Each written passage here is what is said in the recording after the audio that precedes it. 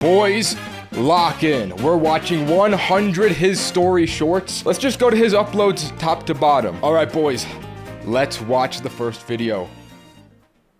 Lock in. I was crying to the doctor, telling him I couldn't pay for my wife's cancer treatment because I had no money. But Yo. Off the bat, his story has got the most out-of-pocket intros. Like, bro, okay. The doctor cut me off. Sir, the treatment is already paid for. Your son paid all $25,000. I stared in shock. That can't be true. He's only 16, but the doctor confirmed it. I drove straight home and asked him, how did you pay for your mom's treatment? Yo, the only way a 16-year-old kid can get like $25,000 is through Fortnite earnings, right? Bro, this kid must have he must be cracked in Fortnite to pay for this. Just shrugged. I just really love mom. I knew he was hiding something. 16-year-olds don't get $25,000 for doing anything good. Then that night I heard the front door click shut at 2 a.m. My son was sneaking out. I immediately got in my He robbed a bank. Yo, I'm calling it. He robbed a bank. car and followed him to find out where he was going, keeping my headlights off, all the way to an empty lot behind the warehouses. There was a crowd of people, music, cars everywhere, and stacks of cash changing hands. My son got into a beat-up car at the starting line. I realized this was illegal. Yo, he's doing illegal street races without a driver's license. Kid, if you get in a crash, you know how expensive and illegal that's gonna be. This is a risky play, but I respect the kid. I gotta hand it to him. Kid's tough. I'll give him that. Street racing. My heart broke because my 16-year-old was risking his life for his mom. I shoved through the crowd to drag him out the car before something bad happened, but the flags went down and the race started. He launched off the line and was weaving through cars, taking turns nobody should survive, lapping grown men who'd been racing for years. I froze. He crossed the line first and the crowd went insane. Someone handed him a fat roll of cash. Okay. Whoa. Kid's a natural. I'll give him that. I heard someone yell, he hasn't lost yet. This kid is insane. My eyes watered. My son had a real gift, and I had to do something about it. I had to get him off those streets, so I started working overnight shifts at a warehouse. With that money, I drove down to the local karting track and signed him up for their racing program. When my son got home, I told him, your mom's old coworker sponsors young drivers. She pulled a favor. Yo, whoa. Your mom's old coworker sponsors young drivers. What? Son. And got you a spot. He stared at me suspiciously. This is so random. Why? I shrugged. Mom just really loves you. He smiled. And years later, my wife made a full recovery from the treatment, and my son became a professional racer. My son and I both kept secrets from each other because we both really love mom. Wow, what a heartwarming story. What a banger to start it off with. I'm speechless. I'm gonna give that one a easy S tier. What a feel-good story, bro. Wow. Hey, kid's tough, I'll give him that. I guess he has a driver's license at 16. I didn't get mine till I was 18. So, I respect that kid. Hey, tally goes up. Let's go to the next video. Lock in. We sat down at the table when my brother-in-law slapped me on the shoulder and pointed up at the Ghost Wing Challenge sign. All right, you and me, all 12 with no milk and loser buys dinner for a month. Milk. Yo, bro. Your brother's insane. You gotta put a leash on this man. For babies anyway. I looked up and read the rules under the little skulls. Finish all 12, no milk, no water, no tapping out. The waitress slowed down as she passed and tapped that last line. Everybody says yes to this one, sweetie. And then they're begging me for milk. I'm not even allowed to bring them. He just... Yo, chat, would you accept milk from this lady? Be honest. Actually, wait. Never mind. That came out the wrong way. Hey, yo, let's just continue. Waved her off and ordered us 2 platters. No offense, man, but I've watched you sweat over a mild taco, so honestly, this is gonna be the easiest dinner I ever won. The plates came out steaming, and he tore into his first wing like he was making a point. By the third one, his forehead was shiny, and he was talking way faster than before. See, this isn't even heat, it's just flavor, and people never get that. I had my head down working through mine with my eyes watering, and he loved every second of it. Okay, this is actually an uphill battle because he's up against a ginger. Like, if you guys don't know this, this is a genetic predisposition to gingers. They feel pain more than the average person, and they have no pain tolerance. This is an uphill battle right now. That is a real genetic disadvantage gingers have. You can fact check me on that. It's real. I mean, look at him. He's basically crying already. I told you he'd... Nanya, how's your spice tolerance? I can't even eat hot Cheetos. I'm not gonna lie.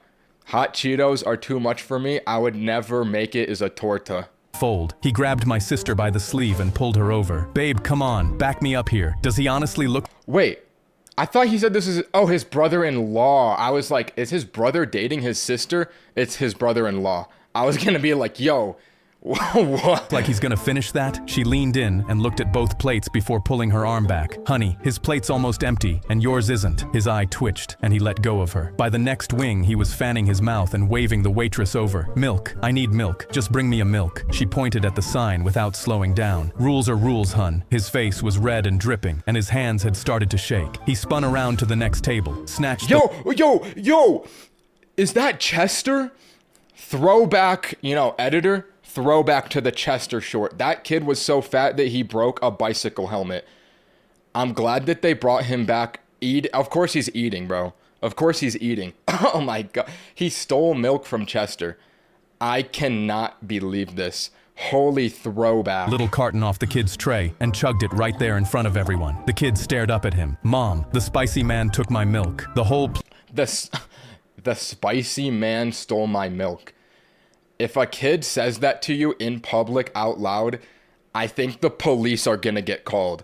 Bro, what? place turned to watch a grown man hunched over a stolen carton of milk. I swallowed my last wing and wiped my hands before sliding the check across to him. Then I slapped him on the shoulder. Drink up. Milk's for babies, right? We sat down at the— Wow, that was cold. Milk's for babies, right? Listen, just for the Chester cameo on the left there, that little chubby kid, I'm gonna have to give this one an S tier. That was a banger. Bro, that one was a hit. I also realized I'm not subscribed. His story, you've got a new subscriber.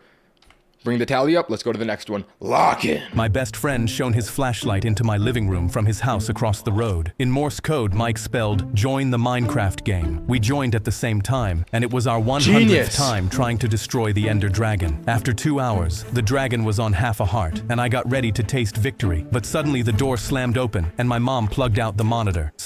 It was Bobby. Oh, that wasn't... You're right. Chester was the bully. Bobby was the fat kid.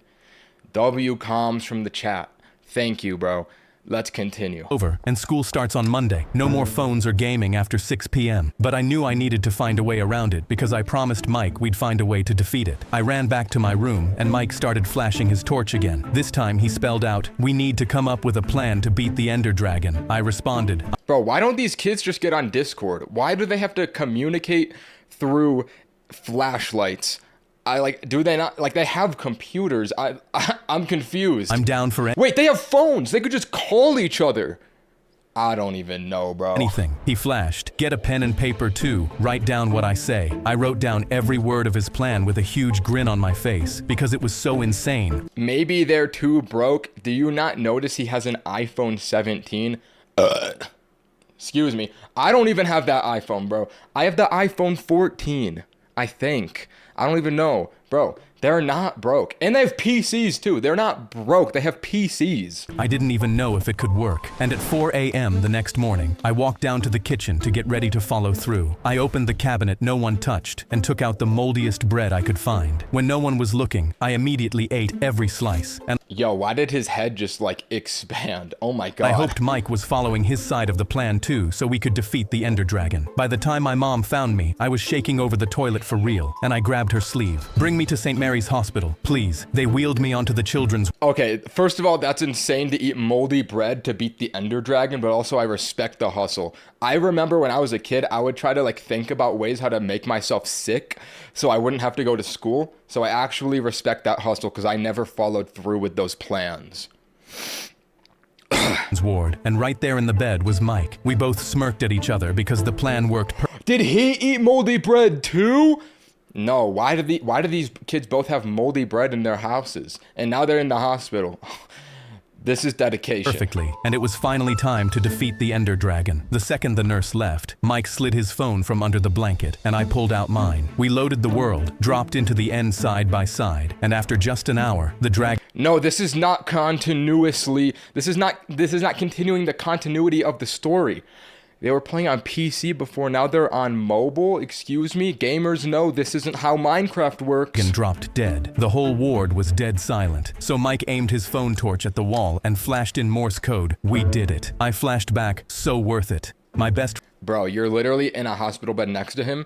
You don't need to do the Morse code anymore. Listen, there's a few plot holes in that one, but I think it's a cute story. For the plot holes, we're gonna have to bump it down to an A tier. First non-S tier of the video. Let's go to the next one. Lock in. The school bus swerved so hard it threw me into the window. I jumped up and saw the dumbest kid in our school had both hands locked on the steering wheel, screaming at the Oh no, bro. I know every single kid in this guy's school has a brick inside of their skull instead of a brain. This dude is about to commit an atrocity. The title of this is called Bro Thought It Was GTA. I can only imagine this is about to be bad. The old bus driver. This kid kind of mogs though. Like, holy looks Max. Give it to me. You always get to drive. It's my turn. The driver grabbed Dean's sleeve, his voice cracking. Son, please, you're gonna kill us all. Two jocks charged the front and wrapped him up around the chest. But that dumba was somehow stronger than them both. He shrugged them off like they were nothing and stamped on the gas. He mogs Ninye. All right, that was just uncalled for, bro. Are we serious? My mom took my Xbox. I haven't played GTA in 3 days, he said, That's whipping us your around the reason? corner while we all screamed. I need to dopamine max or I'm gonna lose my mind. And up ahead, a wall of traffic filled the windshield. I'm gonna drive straight through. I crawled up the aisle, grabbed the back of his seat, and leaned into his ear. Bro, you're about to fail the GTA mission. His hands twitched on the wheel. Check. Yo, do not instigate this kid. Oh my god. You're dealing with a insane person. Do not instigate him right now. You're gonna get everybody killed, bro. Points right there. Pull over, or you lose all your progress. Everything gone. I was using his own logic Wait, that's actually smart. against him. He gasped, "Dude, you're right." He slammed the brake with both feet, and the bus shrieked to a halt so close to a crossing minivan I could see the driver's face. Somebody pressed a phone into his hands, and he melted into the seat, thumbs already racing across a driving game. The old driver climbed back behind the wheel, hands shaking. Dean's eyes never left the screen. Your turn, old man. The school bus... All right, I'm noticing a pattern. Children driving underaged. The first video literally had that. 4 videos in, we're seeing it again. Is this just like a common theme in these videos? I don't know. But that one was pretty funny. I'm not going to lie. I'm going to give that one an A tier as well. Would have been S tier if they crashed the bus. I would have liked the drama of that. But regardless, A tier is still good. Let's go to the next one, Lock In. My girlfriend ignored me all day, then called at 11 that night. Come over. I got on my motorcycle, and by the time I hit the highway, I had decided that when I got there, I was going to end it. I was tired of being something she only kept around for when she didn't want to be alone at night. I ran through exactly what I was going to say in my head as I drove to her apartment. Then my front tire hit a wet patch on the highway, and I went over the handlebars. Everything went black. I woke up 2 days later in a hospital bed, and Don't tell me his girlfriend is about to nurture him back to health and it's gonna save their relationship. the first thing I saw was my girlfriend slumped in the chair next to me with her head on her arms, completely asleep. I stared at her and thought about the speech I had been rehearsing on that highway. When she heard me stir, she snapped awake and grabbed my hand with both of hers. Hey, I'm right here. Her eyes were red and her whole body was shaking. A nurse came in to take my vitals, and my girlfriend stood up.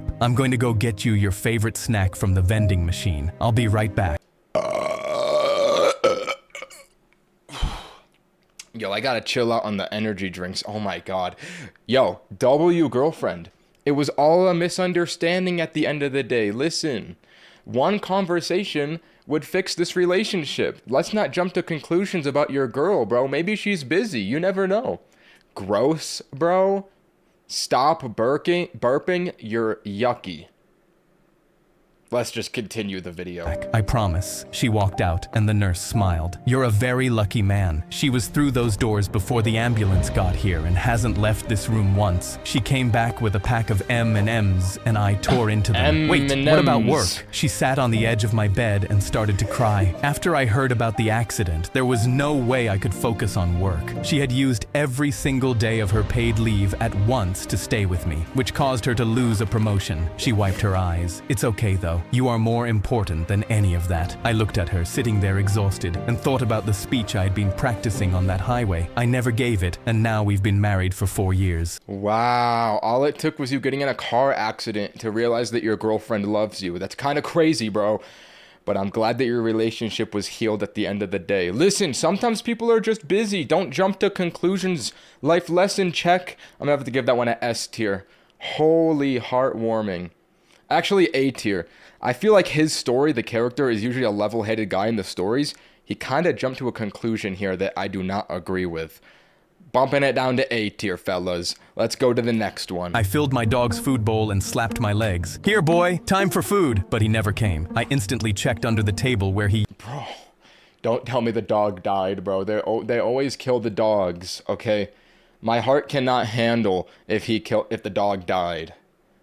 Please do not tell me it's true. He usually hides, but he wasn't there, and that's when I heard barking outside. I ran out and saw Bear half-bald in between my neighbor's legs, while my neighbor shaved Why is he shaving his dog? Who does this to a dog? his hair off. I just moved, and this was my first time meeting him. What the hell are you doing with my dog? I don't even know you. I sprinted over and grabbed the razor from him, but he looked at me with... Yo, in retaliation, you gotta shave this guy bald and take off that stupid mustache he has. Tears in his eyes. Stop. Just let me do this. I started shaking with anger. Absolutely not. But before I beat his I bent down to comfort Bear, and he was completely still. I whispered, "It's okay, boy. You're with me." He reached his paw out, and for a second I held it, and the innocent look in his eyes made me even angrier. I shot up and grabbed the man's wrist, and with my other hand, I grabbed the shaver and threw it across the yard. Give me one good reason why I shouldn't call the police, you sick freak. Ooh. My neighbor took 10 steps backwards, eyes locked on mine. I'll show you. Before I could say anything, he cupped his hands over his mouth and yelled, "Lucky, come here, boy!" I watched helplessly as my dog ran over to him and started licking his face. My neighbor carried him back towards me and finally explained, "My dog Lucky has been missing for 5 years." He pointed at the area he'd shaved off. He had this exact scar in the shape of a lightning bolt. I knew I recognized him, but I couldn't be sure unless I shaved. I knelt down and scratched his belly one last time. "Go home, Lucky." I walked back inside. The bowl I'd filled that morning was still full on the floor, and I left it there.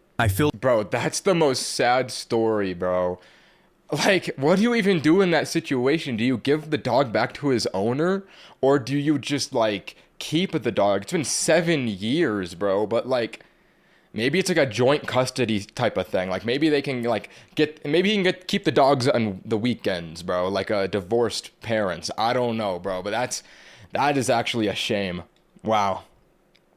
Yo, share the dog, he's your neighbor.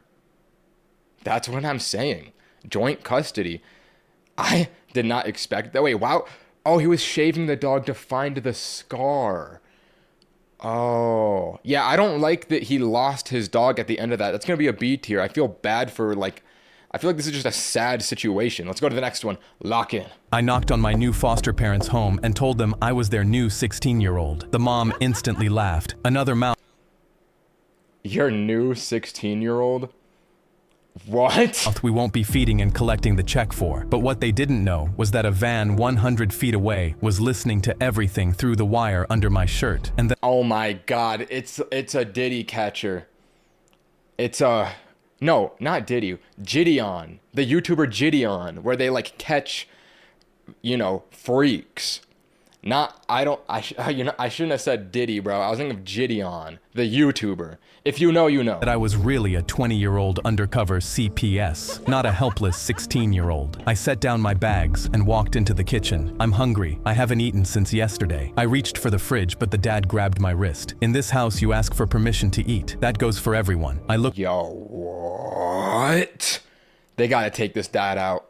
They gotta eliminate the enemy operative. Looked over at their bio son slobbering on his fourth Bio son? What? PB and J sandwich. They led me to my new room in the basement with rats crawling everywhere and pointed to the damp pile of paper towels in the corner. "That's your mattress." They closed the door and I immediately started taking pictures, capturing the rats as well as the sound of their bio son gaming in his master bedroom above me. In the evening, my stomach was cramping as I hadn't eaten, and I asked what's for dinner. The woman looked me dead in the eye and said, "You already ate." I shook my head. "No, miss, I didn't." But she got in my face and screamed, "My house, my rules. rules. You already ate. She had no idea she was lying to the recorder. That night on my way back to the basement, I saw the other foster girl for the first time. Her wrists were skinnier than pencils, and she was chewing. You need to save her. Wait, if he's on a mission to save her and he just shows up and he said, I'm your new kid, why would this family take him in? And like, if they did not adopt him, what?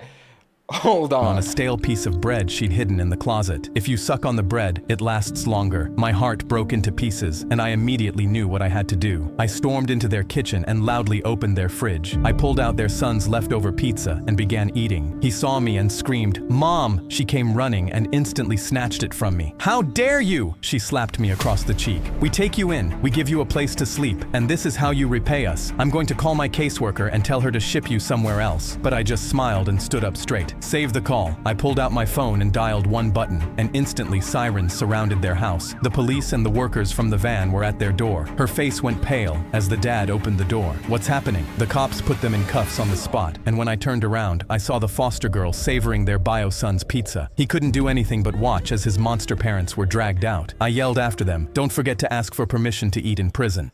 Wow. In prison? Bro.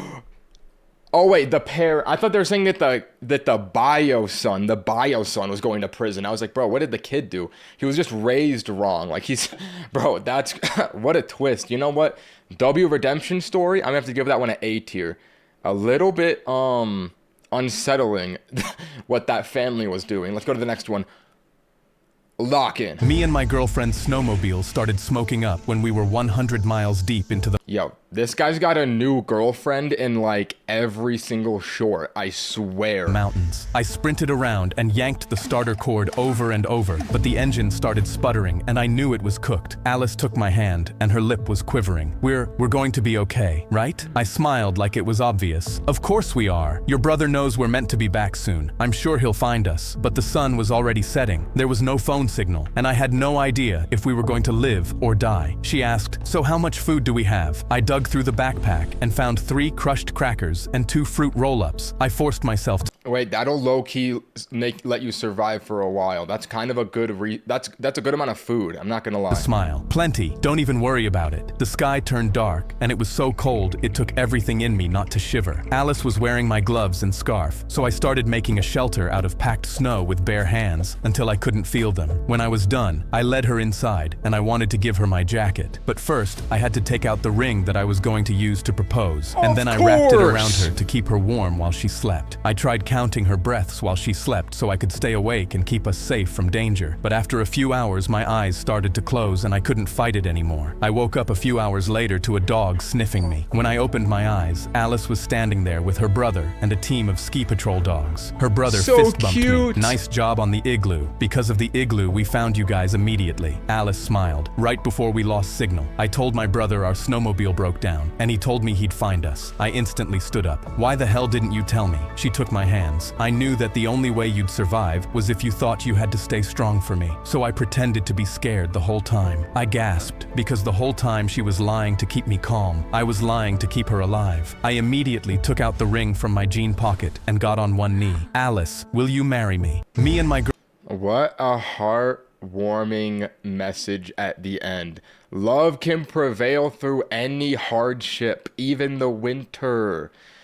I feel like that one was pretty good. I'm going to give that one a B tier, though. I don't know. It didn't grip me like the previous ones did. I'm not going to lie. It wasn't very grippy. Let's go to the next one, though. I walked past my computer and saw my daughter furiously clicking the keyboard, her fingers slamming every key with power. I leaned over and realized she was typing a comment under a video of a 10-year-old boy playing video games. "I'm gonna punch you so hard you're going to cry. I know where you live." Hold up. Should we test if this YouTube channel is real? What did it say it was? FURYOP? I wanna test if this is a real YouTube channel. Hold on, I'm curious. Let me open a new tab. FURY0P. FURY0P. What? Wait, what if this is his story's original YouTube channel? It's literally real. The subscribers are the same.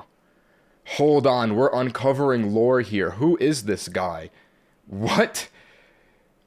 Yo, who is this guy? Why did he get into this video? Video gamer playing a something. Is this a video I can find? Video gamer playing a video game. This is the video in the video. Oh my word. Is there a comment? His story, oh my god, Lamau. This might be his story's personal YouTube channel. What a lore find. W his story. Gonna leave a little comment there. You can't really see it because the chat is covering it, but that's crazy. Let's continue. I know where you live. She pressed the enter key, but before I could tell her to stop, I saw something that made me grip my desk. She had posted the comment under my YouTube account, which had videos of me gaming on it. I immediately got her off the Oh wait, that comment wasn't on the video though. chair and opened my comment history, then started hysterically laughing. Wait, his gaming? Okay, that's gotta be fake. Because if I didn't, I would cry. She'd left hundreds of comments under videos of little kids. I'm gonna beat you up. I'm coming for you. I'm hiding in your closet. She had accidentally made it look like me, a 34-year-old, was threatening kids online. I immediately went to start deleting the comments, but then my doorbell rang. 2 officers walked into my house. We need to search your computer. We've heard— Yo, you're telling me if you leave hate comments online, the police will just show up? Yo, Law by Mike, get on this. I don't think this is true. Suspicious activity from it. My legs froze as I led them to my computer, trying to explain everything. But the comment, "You look punchable," was already open under my account, making me look even worse. They glanced once at the screen and began putting cuffs on me. I screamed, "It wasn't me. My daughter left these comments." What would he be getting arrested for? For hating too much? Like, bro, what? She came running and begged the officers to believe me, screaming it was her, but they kept walking me out. That's when I remembered that every time I logged into my PC, my webcam automatically started recording my face for my gaming videos. I begged the cops to check the footage, and they reluctantly pulled it up. We watched my daughter hop in my chair with a grin and type manically for hours at a time. The timestamps of the videos matched when the comments were left. The officers apologized and walked out, and as I started deleting everything, my daughter tapped my shoulder. Was my trolling at least funny, Dad? Your trolling was funny, girl. I'll give it to you. Bro, okay, side note, if I had a webcam that automatically recorded me every time I went to my computer, I would feel very uncomfortable always being on a camera. First of all. Second of all, that was a pretty funny short. And the fact that the YouTube channel was real is a big up. I'm gonna give that one an S tier just because that was simply funny. I gotta make the counter a little smaller now that we have 2 digits. Bet. Okay, hold on. I gotta go acquire my Burt's Bees. My lips are chapped.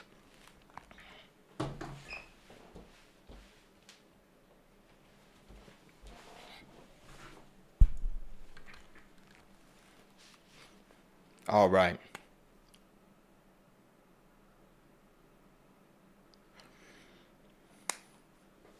Let's go to the next video. Oh, wait.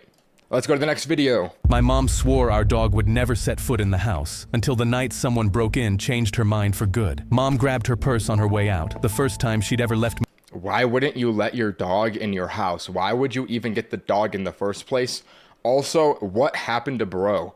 Has he been like not eating for months? Why does he look like this? Me home alone and stopped in the doorway. Don't let anybody in the house, and the dog stays outside. Then she was gone. I went out back to say goodnight to Hank, curled up. Bro, they literally put a board on it. Like, it wasn't bad enough you don't let your dog in the house. You boarded him into the dog house. Like, you're not gonna let him in the yard too? Hank, I'm sorry. Up in the doghouse where he'd slept ever since she hammered a 2x4 over the doggy door. He tripped over his own paws, scrambling up to lick my face. "Good night, buddy. Wish you could come in." I gave him one last pat, went inside, and crawled into bed. I was almost asleep when glass shattered in the kitchen. My eyes shot open, and my heart was pounding. Footsteps crept down the hall. I slid off the bed and pressed myself against the closet door, shaking so hard my teeth chattered. The burglar searched my parents' room. Then the footsteps came back and stopped outside mine. A flashlight flashlight beam cut under my door. I slapped a hand over my mouth and held my breath. The doorknob started to turn. A baseball bat leaned in the corner of the closet and I lunged for it. Just as my hand closed around it, a massive crack split the silence, then splintering wood, then furious barking tearing down the hall. My door burst open and Hank flew into the man like a missile, knocking him flat. The man screamed. I stayed frozen in the closet while Hank clamped onto his leg and dragged him backward out of the room. The man clawed at the carpet, but Hank hauled him down the hall and into the living room. I got there just as he ripped free and crashed back out the broken kitchen window. I dropped down and threw my arms around Hank while he licked my face and wagged his tail. The cops caught him a few blocks away, following the blood trail. When my parents got home, Mom's eyes went from Hank to the splintered 2x4 on the kitchen floor, to me holding him on the couch. Without a word, she pulled the good blanket out of the closet and laid it at the foot of my bed. Hank has slept there every night since. Wow, at least the mom came around at the end. W Hank, bro. I'm gonna have to give that one a S tier. I'm glad that at the end, the mom let the dog live in the house. And Hank, you are a very good dog. You're a very good boy. Let's go to the next one. While cat-sitting for my neighbors, I let their indoor cat out the front door, and by midnight I was sure I had gotten her killed. The Arnolds had left me a note on the kitchen counter written in bold letters. Astrid has never been outside, and she hates it. Do not open the front door without checking where she is. Okay, I don't think she would hate the outdoors if she, like, eagerly ran out the front door. I'm not gonna lie. First, I read the note 3 times. Then my delivery driver showed up with the pizza I ordered. I pulled the door open without looking down, and Astrid went out between his legs, like she had been waiting her whole life for that exact moment. I dropped the pizza on the porch and went after her. She ran under a row of hedges along the side of the house. I got down on my stomach and reached in. She wasn't there. I checked under the deck and behind the trash cans. I knocked on a door down the block. A guy in a hoodie pulled out his phone before I finished asking and showed me a video from his porch camera. A coyote was walking down the street with something limp in its mouth. They come through almost every night now. They ate 2 cats on this block last month. Oh my god, bro, what are the odds? Tapped my shoulder. I'd start looking now if I were you. I went back to the Arnold's house as fast as I could. I put a bowl of tuna on the back patio and turned off the kitchen lights so I could watch the yard from the window. Around 10, I heard a howl somewhere past the back fence, then another one answering it from a different direction. Around 10:30, I saw something move at the edge of the yard. It was too big to be a cat. I flipped the porch light on, and whatever it was gone. The tuna bowl was on its side and empty. I refilled it and went back to the window. At 11, Okay, this is an immediate F tier if the cat actually gets eaten. If the cat lives and it's all a misunderstanding, immediate S tier.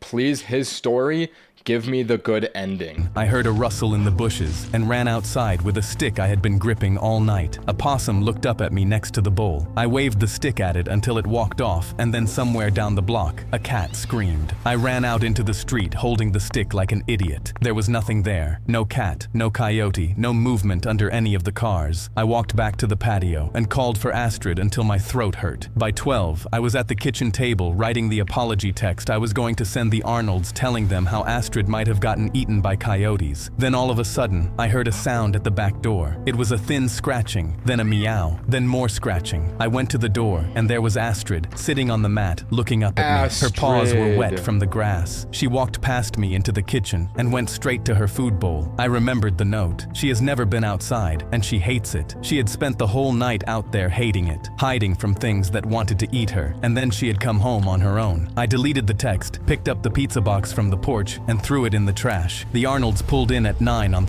Why'd you throw the pizza away, bro? Eat the pizza. the dot. Mrs. Arnold got out of the car and asked how the weekend had gone. Fine. Everything was fine. She handed me $80 in cash. I took it and walked out. Somewhere past the fence, a coyote howled, and I walked faster than I needed to. Yo, W hustle, bro. He just did not even tell the family and took the $80. You know what? I would have done the same thing. I'm glad we got the good ending. I'm going to stick by my word. That was an S tier short. Let's go to the next one. My uncle had spent 20 years hunting Bigfoot, and the first night I went with him, something barefoot walked through our campsite. At sunrise, we found a print beside the open cooler, almost twice the size of my boot, and pressed deep into the mud with 5 clear toes. 3 sausages were gone, and crushed ferns led uphill. My uncle dropped beside the print with his hands shaking. Do you understand what this means? A branch snapped above us, and something huge moved between the trees. So he grabbed his camera and whispered, "This is the night everyone stops laughing." We followed the tracks until they ended beside a tree with dark hair caught in the bark, and while my uncle sealed it in an evidence bag. Something grunted deeper in the woods. That afternoon, we found split firewood stacked beside a creek, and even though the cuts were too clean for an animal, he insisted Bigfoot had learned tools. I think his uncle's crazy. I'm not gonna lie. I think this dude's kooky, bro. Like, any guy who believes in Bigfoot and chases after Bigfoot, I think has mental disorders. I'm not gonna lie. Your uncle might be schizophrenic. Then our food vanished. First the sausages, then the marshmallows, then an entire jar of peanut butter with the lid screwed neatly back on. That night, heavy footsteps circled the tent while my uncle aimed his camera at the zipper, and I held the bear spray against my chest. A huge shadow crossed the nylon, paused beside the fire, then moved away until the footsteps disappeared completely. My uncle lowered the camera, his face collapsing. 20 years, and I missed him. Then a metal spoon scraped the bottom of our peanut butter jar outside. The shadow rose again, wider than the tent door, and my uncle lunged for the zipper. We've got him. He burst outside with the camera flashing, and the creature screamed. Not roared, screamed. My legs locked as a huge shirtless man spun around beside the fire holding our peanut butter and a spoon, hair covering his shoulders, chest, back, and most of his face. He wore hiking shorts, wool socks, and one sandal. "What is wrong with you people?" he yelled, covering himself while my uncle kept taking pictures. Behind him sat a normal campsite. Wait, I've heard about this. He has Wolverine disorder. What Wolverine disorder is when people like just grow hair everywhere and they look like they're like a bear. This is a real thing. Like Wolverine disorder, I think is what this guy has. Hammock, coffee pot, folding chair, and paperback face down on a stump. The footprints were his, the hair was his, and the grunting was him chopping wood. My uncle lowered the camera. "You're not Bigfoot?" The man stared at him. "I'm Gary." He pointed to a sign nailed to a tree. "Private campsite. Please leave Gary alone." The fear drained out of me so fast, I had to bite my cheek to keep from laughing. Gary screwed the lid onto our peanut butter and disappeared into the woods muttering, "Every single summer." My uncle had spent 20- Yo, I don't think you can have a private freaking like campsite unless you own the land. Like, does this guy own the land, or is he just saying it's his? Like, what? I mean, regardless, I'm gonna give that one like a B tier. That one was a little bit mid, I'm not gonna lie. Let's go to the next one. My grandma solved an escape room by cleaning it, and we spent the first 40 minutes begging her to stop. We took her for her 72nd birthday because my cousin Nate said she needed something exciting, and Grandma said paying to be locked in a dusty room sounded like a punishment. The room was called The Haunted Study. Fake candles flickered on crooked shelves, cobwebs hung over a tea tray, and a portrait of a creepy old man tilted over the fireplace. The employees... I don't think that fireplace is real, bro. That looked like a two-dimensional image of a fireplace.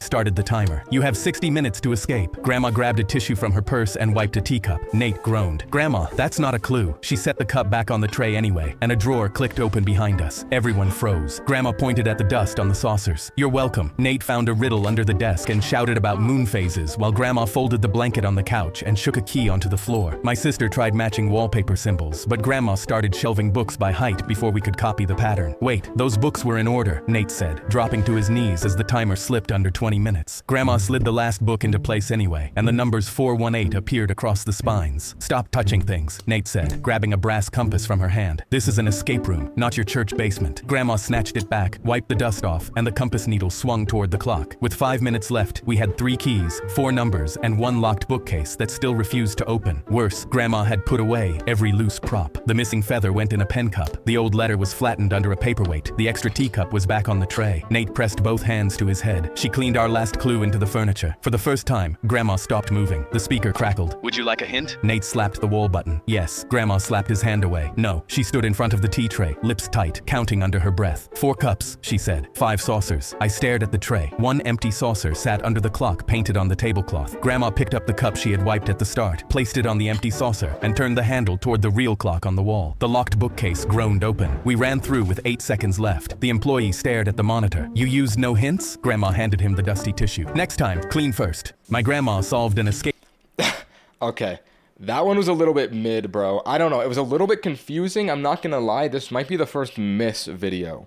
Because also, like, the stakes of just being in an escape room are kind of low. Usually, I'm like, people's lives are at stake in these videos.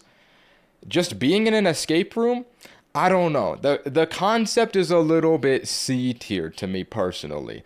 That's my opinion. Let's go to the next one. It was my 5th year in a row as a trained space mechanic when I was finally allowed into space in the rocket. My commander scoffed. "Looks like someone owed NASA a favor and sent us Bob the Builder to help." I ignored All right, bro. Like, you didn't have to say that. him and went to use the panels I'd spent 3 years in training on, and he Wait, are we genuinely in outer space on this one? Like, are we in a spaceship right now? shoved me away. Calm down, son. You're just the mechanic, not a real pilot. He snapped the latch shut. We'll let you know if the toilet needs plunging. I looked around and saw my entire crew with their arms crossed, rolling their eyes at me, all making it clear they Of course, he's bald. didn't trust me. As we launched into the sky, Wait, if he's Bob the Builder, then wouldn't he be, like, fixing the situation here? Maybe that wasn't so much of a compliment. I mean, maybe that wasn't so much of an insult, but a compliment. smiled and crossed my arms back because I knew the moment was coming when I'd make them eat their words. 3 days in, I ran my hand along a seam in the back wall and felt it loose. Sir, there's a weakness in the wall. It could be serious. I think you should take a look at it. But he didn't even look up. Leave the worrying to real astronauts. Before I could respond, a bang threw the cabin sideways. I turned around and saw the seam had already split open. The screen flashed red, cabin losing air. 60 seconds left. I lunged for the wall, but the commander shoved me back. Get out of the way! You're making it worse! He slammed every button on the panel, but the hissing only got louder because you Yo, Bob the Builder.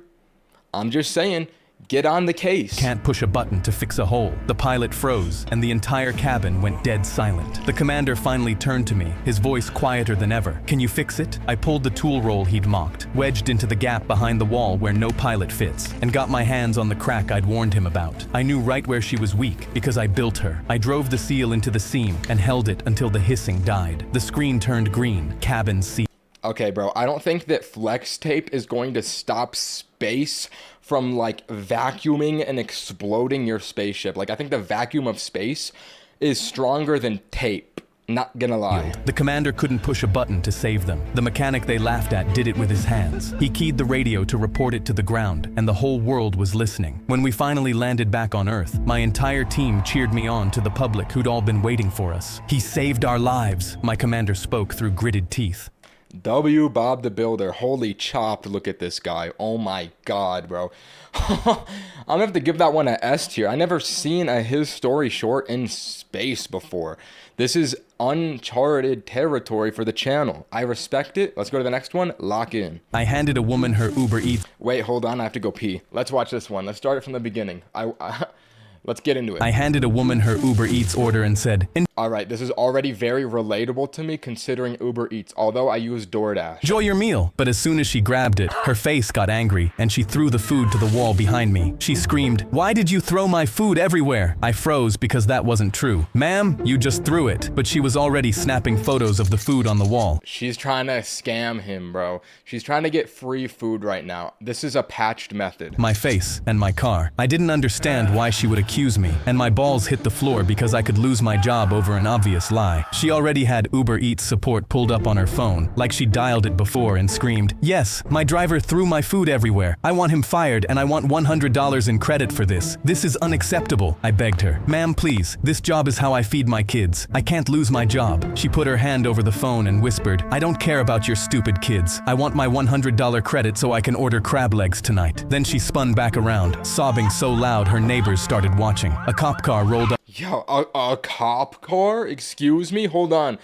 Things are escalating at an insane rate. From the commotion and asked the woman if there was a problem. She sobbed into her hands and pointed at the mess. "He did this." The officer pulled out a notepad. "Sir, this is Yo, officer, you gotta take out your stick and eliminate the enemy. destruction of private property. I'm going to need to speak to you in the station." I immediately put my hands up. "Please no, I didn't do anything." I felt my whole life slipping away over a lie. Just as the cop clicked his pen, a little kid wandered out the front door and looked at the crying woman. "Mom, are you doing the food thing again?" The woman immediately stopped crying, and everyone went quiet. Self-report. The cop lowered his notepad. "The food thing?" The officer looked at her doorbell camera. "I'm going to need to see the footage on that." She held her phone tightly and refused, but the cop insisted. It played, her taking the food calmly, then chucking it at the wall the second I left. The little kid nodded. "Mom does this every day, but I don't want to eat crab legs again." She'd been Yo, if you do this every day, I'm pretty sure DoorDash would flag you. I'm not gonna lie.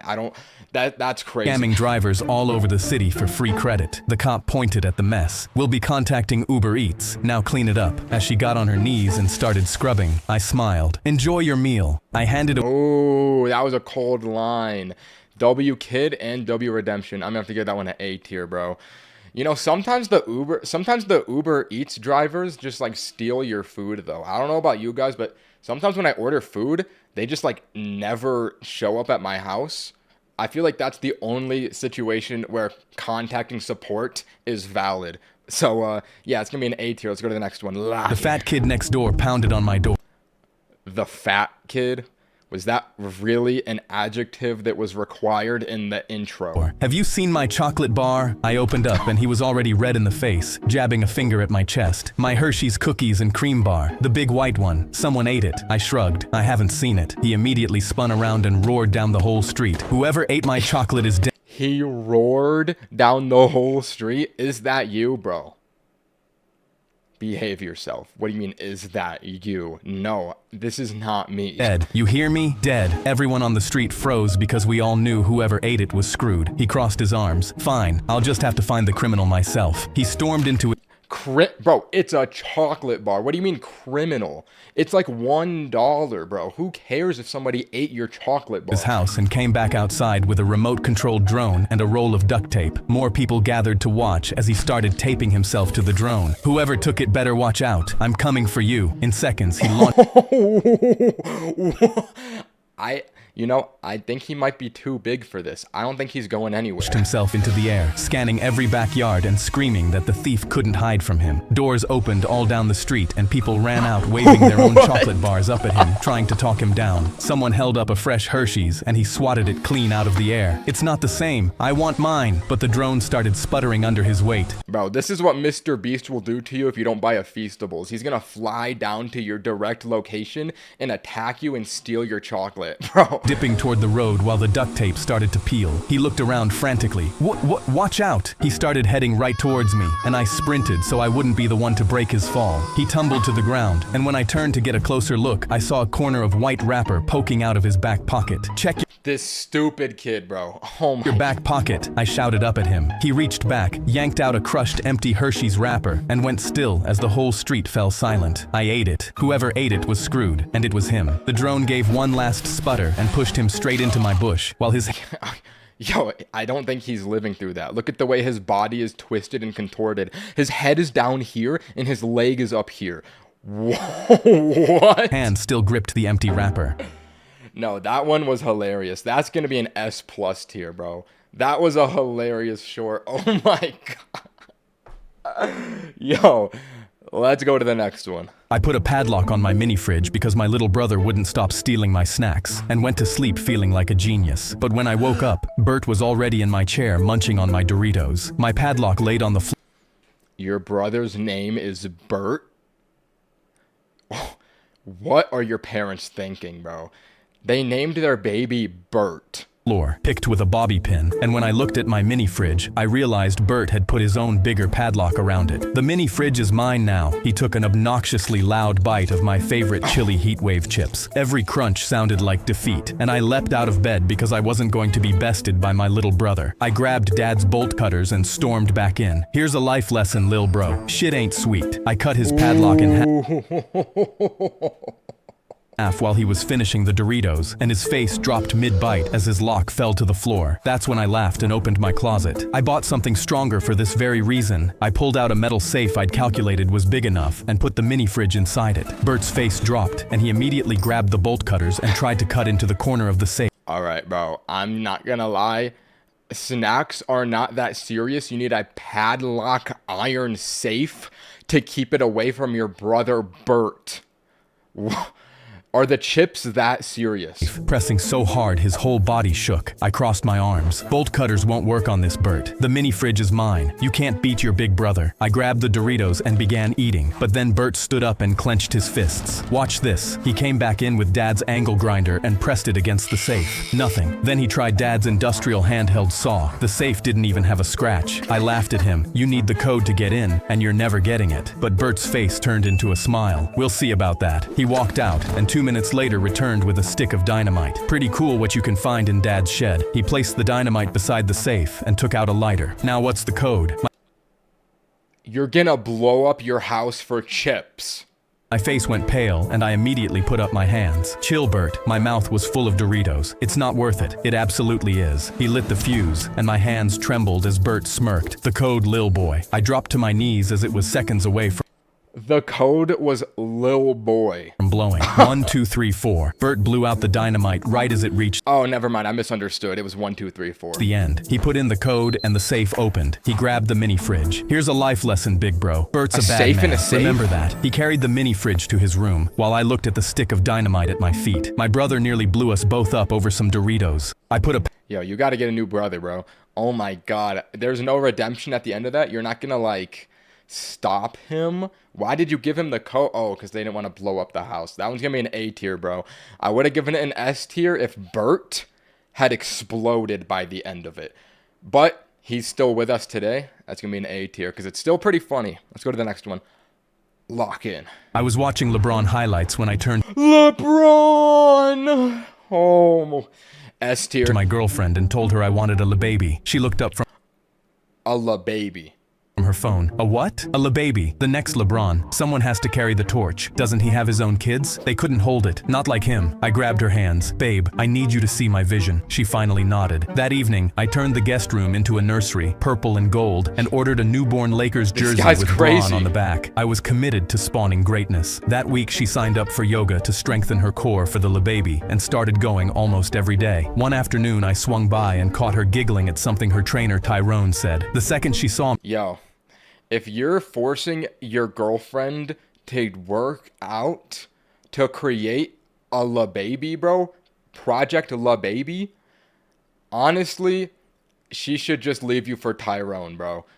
What are we doing? she scrambled up and hugged me. I'm pregnant, baby. I was so happy I cried for an hour, then walked over and thanked Tyrone for helping us Yeah, bro, that's Tyrone's kid. I'm not gonna lie. get pregnant. My girlfriend just smiled. He's really good at stretching me. I told him to book her extra sessions, so my LeBaby got the best treatment. 9 months later, I was in the delivery room, Lakers headband on, LeBron's hype speech on the TV while she pushed, tearing up before he came Okay, yeah, bro. You're putting a LeBron highlights in the hospital room while they're delivering your son.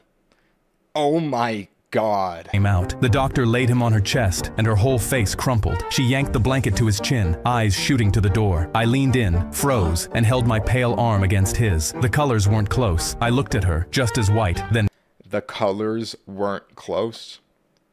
back. We were both white. He was not. She opened her mouth, but I raised a hand, my face cracking from confusion into a grin as I hopped in place. I see it now. She went pale, but I was already on my knees, hands to the ceiling. The Lee Divine heard me. I prayed for a LeBaby, and he sent me a LeBaby. I scooped him up like the championship trophy and held him to the light. Welcome to the world, Braun. My girlfriend exhaled like she'd been holding her breath for 9 months. But that's just what spawning greatness takes out of you. Oh my God, I have never seen a YouTube short like this before. What in God's name did I just watch? No, that's getting bumped up. That's an S+ tier short. Are we serious, bro? You're LeBaby. You didn't catch that was Tyrone's kid? You know what? More power to you, bro. Let's go to the next one. I yelled, "I'm gonna get you," while playing tag, my fingers almost reaching Jake's back. But right as my fingers brushed against his sweater, a random woman yanked me back. I saw Jake get away, but when I looked at the lady, she was crying, staring right at me. "I'm taking you to the police. You won't get away with this." She immediately grabbed me by my wrist and dragged me, but I had no idea what she was talking about. I slapped her hand. "Lady, let go of me." I was so close, but she only gripped tighter, dragging me across the park while everyone stared. Then I noticed a little girl trailing behind her, looking at me terrified. She dragged me until she found a cop. The cop saw her red face and trembling hands and said, "Ma'am, is everything all right?" She pointed a shaking finger at me. "He's dangerous. He tried to kidnap those kids at the park. Arrest him now." You're saying a kid is trying to kidnap other kids. Your story is not sounding very believable. Who would believe jaw this? dropped. "What? Me?" My friends ran over. "Are you in trouble?" The cop looked at me, then at the hysterical woman, confused. "I was playing tag with my friends," but she only got louder. "Don't trust him." She pulled her daughter close. "He's a danger to my daughter." I didn't understand why she was so upset, accusing me of something I obviously didn't do, and snapped, "What the hell is wrong with you, lady?" The cop put his hand up. "Ma'am, he's a child. Tell me what's really going on, or I'm arresting you for harassing a minor." The whole park circled around her, and the woman's face crumbled as she dropped to her knees. A year ago, a man tried to kidnap my daughter from this park. Her voice was shaking. When he grabbed her, he said, "I'm gonna get you." Every time I hear those words, she fell into her daughter, sobbing. The cop's face softened. She looked at me. "I'm sorry. I'm still going to therapy for it." I felt bad for her, but I had a game to finish. I turned around, ran straight up to Jake, and tapped his back. "Anyway, you're it," I yelled. Yeah. What was that, bro? That one was a little bit mid, I'm not gonna lie. I'm gonna give it a C tier, like average. That was average, especially before the LeBron James one we just watched. Like, in comparison, it just does not seem as monumental as a short. Let's go to the next one. My grandpa said he was going to become the best Pokemon collector in his retirement home. It Yo, W goal, bro. I'm rooting for you, Unk. started because I brought some packs on a visit. I figured he'd like the artwork. He watched me open them, then asked why the little turtle guy wasn't in more of them. I explained chase He loves Squirtle. cards and pull rates. He nodded, told me he used to collect baseball cards as a kid, and asked if I was coming back next week. On my way out, I handed him a booster pack and told him it was the beginning of his collection. I had no idea how right I was. At the card shop that week, he picked packs based entirely on which ones had the best art on the wrapper. A collector nearby shook his head and explained pull rates and probability. Yo, nerd, bro. Yeah, you know that, like, this old man, he's got a pure soul. This kid has got a corrupted heart, is what I'm saying, right? And I think that he's going to ignore the odds, open the one he likes, and get the greatest card of all time. Grandpa listened, thanked him, and immediately pulled the chase card, set it on the counter, then asked if the little spiky mouse was in the set. He kept buying packs that way, kept pulling chase cards. By my next visit, he had a binder full of cards I'd never seen in person. I tried to explain what he had. He nodded politely and asked again about the turtle. When a local tournament came up, I built him a deck and walked him in. A kid spent 5 minutes breaking down the rules before their match. Yo, that's Chester. Those who know. I recognize that face anywhere. He was in previous videos. That kid's name is Chester, and he is a snake. Do not trust Chester. Grandpa won, thanked him for the explanation, and told me on the way out he still wasn't totally sure how the game worked. That win qualified him for regionals. I signed him up and told him it was just a bigger version of the local. He asked if he should bring the turtle card he'd finally found. I said yes. He went in like always, made the top bracket, and walking out he asked if I wanted lunch. I pulled up the leaderboards and showed him his ranking. He barely glanced at it. "You know I don't really care about any of that." I asked what he meant. He shrugged. "I just like hanging out with you, kid." He'd learned an Aww, wholesome. entire card game and beaten half the region without once caring if he won. I thought about that booster pack I handed him on the way out the door. The beginning of his collection, I'd said. I didn't know he was collecting something else entirely. Wow, what a heartwarming story. Sometimes old dudes are goated like that. I'm gonna get that one at S tier. My soul has been cleansed, and I feel like I just went through, like, a therapy session. Let's go to the next one. My twin brother texted me at 6:48 p.m. My date will be there at 7. Her name is Claire. Please pretend to be me. He was stuck 3 states away. His flight wasn't moving, and I had 13 minutes with zero information. Claire knocked at 7:02 holding 2 grocery bags. "I got everything on your list," she said, walking past me into the kitchen. "Shallots, good olive oil, fresh pasta, everything for your grandmother's carbonara." She set the bags down and smiled. "I've been thinking about this all week." I rubbed my face, trying to remember what a shallot was. "Right," I said, "the carbonara." She tied on an apron and looked at me I'm not gonna lie, I don't know what a carbonara is either. expectantly while I opened the bag and stared at it like a crime scene. I found pasta, which was the full extent of my knowledge, then put a pot on the stove. Yo, this guy doesn't know anything, bro. Is this your first time eating? Like, you don't know what pasta is? And turned every burner to high because I didn't know which knob matched which flame. Okay, yeah, this guy's gotta grow up, bro. You never cooked once in your life, I can tell. Okay? I nearly dropped the spatula, just getting in the zone. Under the counter, I texted my brother, "What is a shallot?" Claire told me about her week while I nodded, sweated, and dumped the pasta in before the water boiled because I needed to look busy. She stopped mid-sentence. "Did you just put pasta in cold water?" I stood straighter. "I do it differently. It's a texture thing." She raised her eyebrow at me. "Your grandmother taught you that?" The shallot rolled off the cutting board onto the floor. She was unconventional. I survived 20 more minutes by asking questions whenever she looked at the stove and refilling her wine whenever she looked at me. The carbonara came out as a pale clump. I played it in 2 bowls like That actually doesn't look that bad. I'm not gonna lie. a small surrender. She took 1 bite, chewed slowly, then brought her napkin to her mouth and politely spit the food out. "This is exactly how my ex made it," she said. "He couldn't cook either. I put Yo, you gotta break up with her. Why would she bring that up over the dinner table? That is an out-of-pocket thing to say. That's a red flag. My fork down and put both of my hands on the table. Claire, I have to tell you something. She picked up her wine. I know. I froze. Matthew is lactose intolerant, she said. There's half a cup of Parmesan in that carbonara. She swirled her glass. I figured it out around the shallots. My mouth hung open in shock. You're funnier than him, she said. Same face though. My twin F tier, L girlfriend. Bro, what was that short? It's just her talking about her ex at the end of it? Like, no, bro. That's a F tier. First F tier of the day. Oh my God, bro. You gotta, if your girlfriend is talking about her ex that much and comparing you that much, like, bro's living rent free in her head. You aren't, like, she's not ready for a relationship.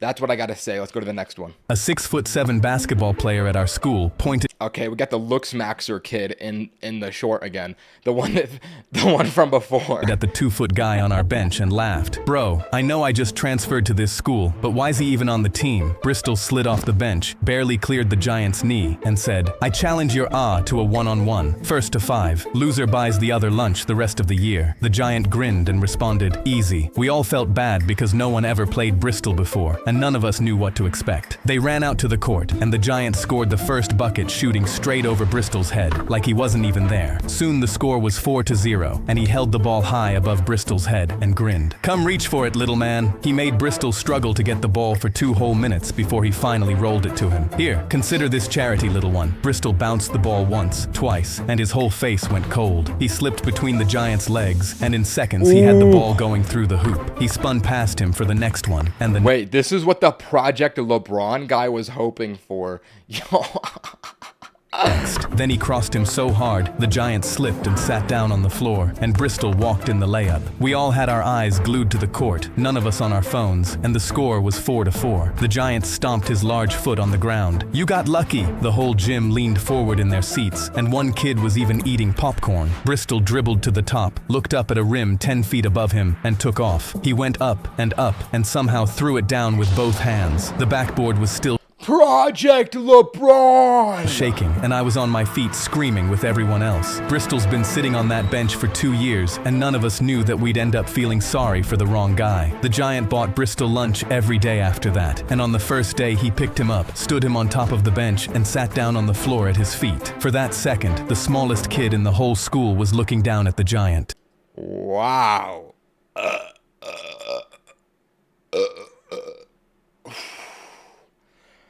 Wow. You know what? This goes to show sometimes what you think will be a debuff in your life is actually a buff. He never knew that being short would help him in basketball. That's crazy and tough. I mean, that one, an A tier.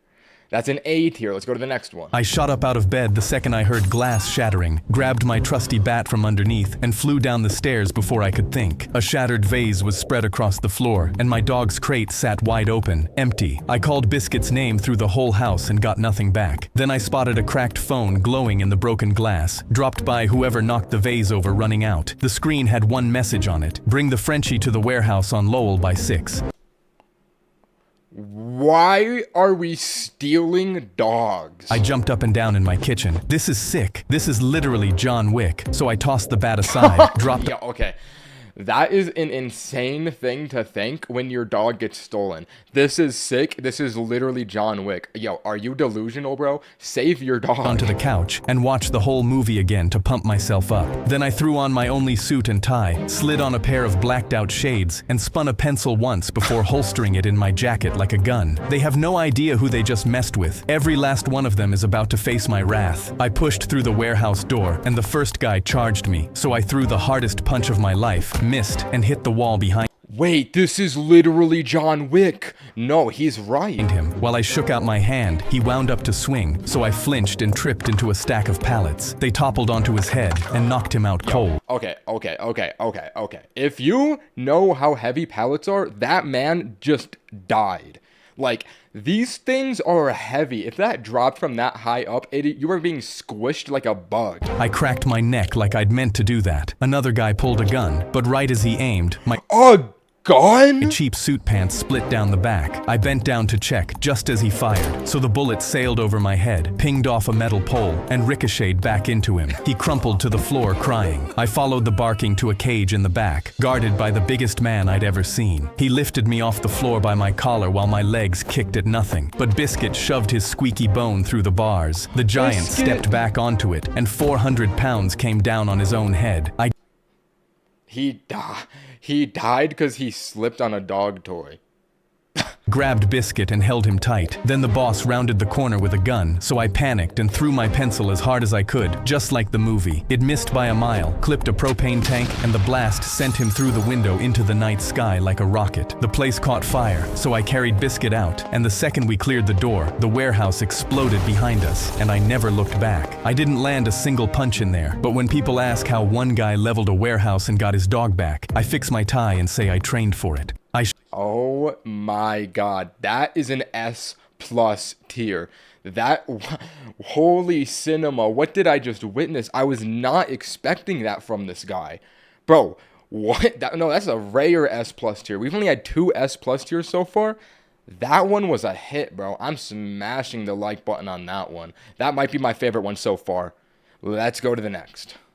I grabbed my yellow helmet at the Wait, hold on, I have to go pee. The prankster got pranked. Let's see how this plays out. I grabbed my yellow helmet at the end of my shift, but it wouldn't come off. I felt it with my fingers and found a ridge of dried glue sealing it to my hair. I heard someone laughing behind me and turned around to see my coworker Raymond filming me with the super glue tube clipped to his belt. Dude, I totally got you, but this was my final straw. Over the last few years, he'd cut the brakes on my motorbike, flirted with my girlfriend Yo, that is not a prank.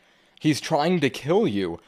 in front of me, all in the name of a prank. But this was too far. I drove home with the helmet still glued on. I tried dish soap to get it off, then cooking oil, then ice down my neck, but the glue wouldn't budge. By midnight, there was only one thing left to try. I plugged in the clippers and ran them up my own skull, watching years of hair drop into the sink until the helmet slid free.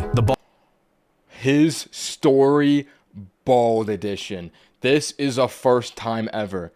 Thank you for the $1 donation, bro. I appreciate you. Let's continue. Bald guy in the mirror stared back at me. Tomorrow we're gonna get his ass. Next morning, I walked onto the site bald, hat in hand, and when Raymond saw me, he couldn't resist laughing. Dude, you look like a bowling ball. And while he was keeled over, distracted by his own prank, I quickly clogged up the tube of super glue he had on his tool belt. When he was done, he pulled it off and crouched behind the new kid's chair, getting ready to prank him too. But when he squeezed, nothing came out. He squeezed harder, shook it, and peeked into the hole with one eye. What's going on? He tried again, and suddenly the tube burst across his hand in a thick white rope. He wiped it on the new kid's sleeve, but his fingers stuck fast. The kid tore away. Raymond grabbed the rail to catch himself, but his palm welded to the bar. He grabbed his phone for help, but it bonded to his palm, screen out, still filming his own face. Guys, get it off, get it off. One by one, the crew pulled out their phones and filmed the man who'd filmed all of them. I walked over, didn't touch him, and pointed. Dude, I totally got you.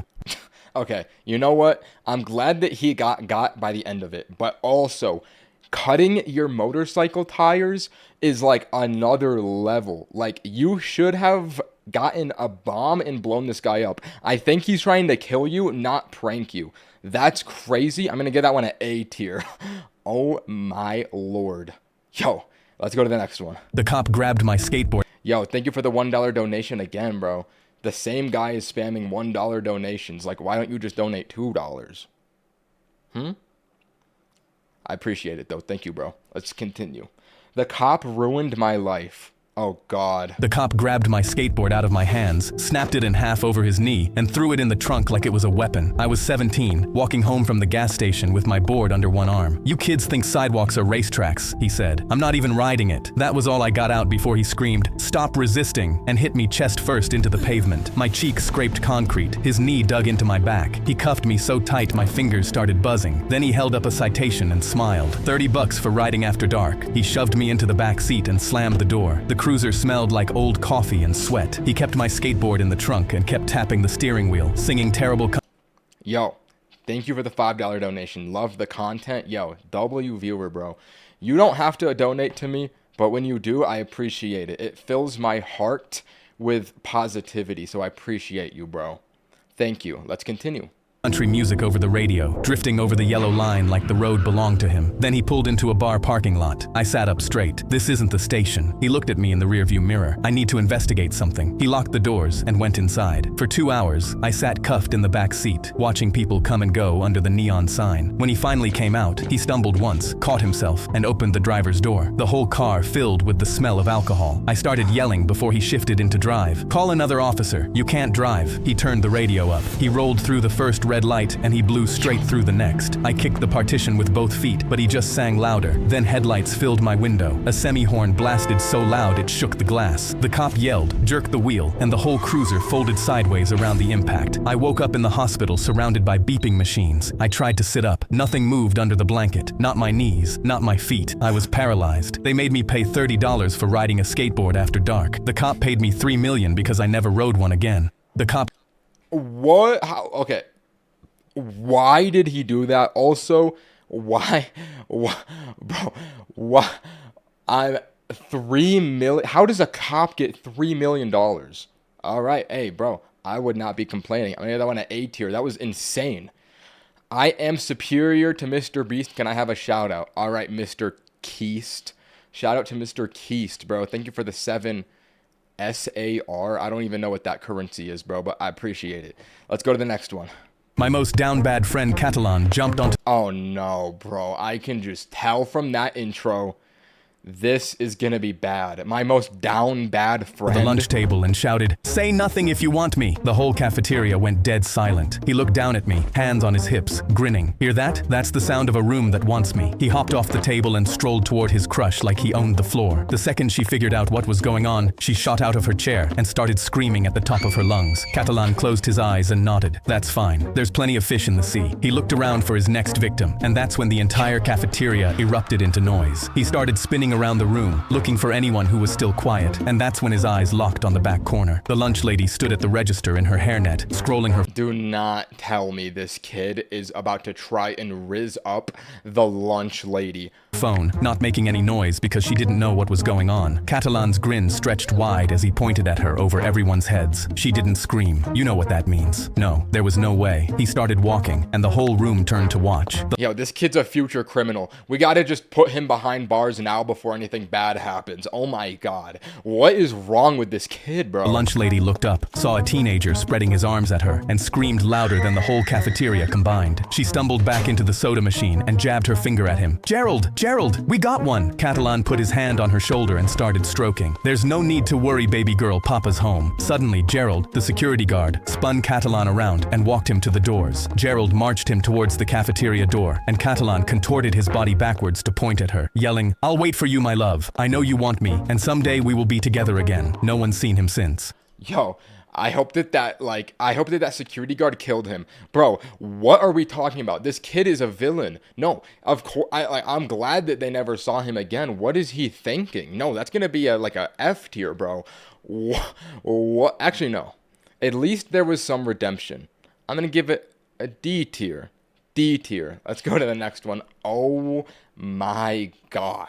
I was one jump from a new high score in Jetpack Joyride when Mom snatched the iPad out of my hands. Dad towered over me. "You've been playing for 8 hours straight. Go touch grass." My friends groaned from the couch as Mom locked the iPad in a drawer and pocketed the key. "If I somehow see you on this iPad again, you're grounded until college." But as soon as they walked off, I grinned at my Why even buy him an iPad at that point, bro? You are the parents. Why did you even get it in the first place? friends, because I wasn't done flying yet. I led them to my dad's garage, and I strapped 2 leaf blowers to a hiking backpack, taping the whole rig down tight. I will be beating my high score, iPad or no iPad. One of my friends grabbed the straps while I climbed in and hit both triggers. The blowers screamed and knocked me flat on the grass. My friend shouted, "Angle them down, not back." So I aimed the nozzles down and taped a skateboard to my shoes. Every test pushed me higher, a foot up, then level with the porch rail. We had 30 minutes before my parents came back home, and I was determined to beat my Jetpack Joyride high score. I waved everyone goodbye and squeezed both triggers as hard as I could. My feet left the grass. The blowers roared, and I shot up over the roof, high enough to see the whole street. Yo, does this kid weigh 3 pounds? No way two leaf blowers can suspend you over the air. My friends screamed from the lawn, but right as I started counting my jumps through the air, I saw my parents pulling into the driveway. Mom and Dad climbed out and stared up at me. Dad pulled out his phone and my hands locked on the triggers because I thought he was calling the police. But then I saw he was filming.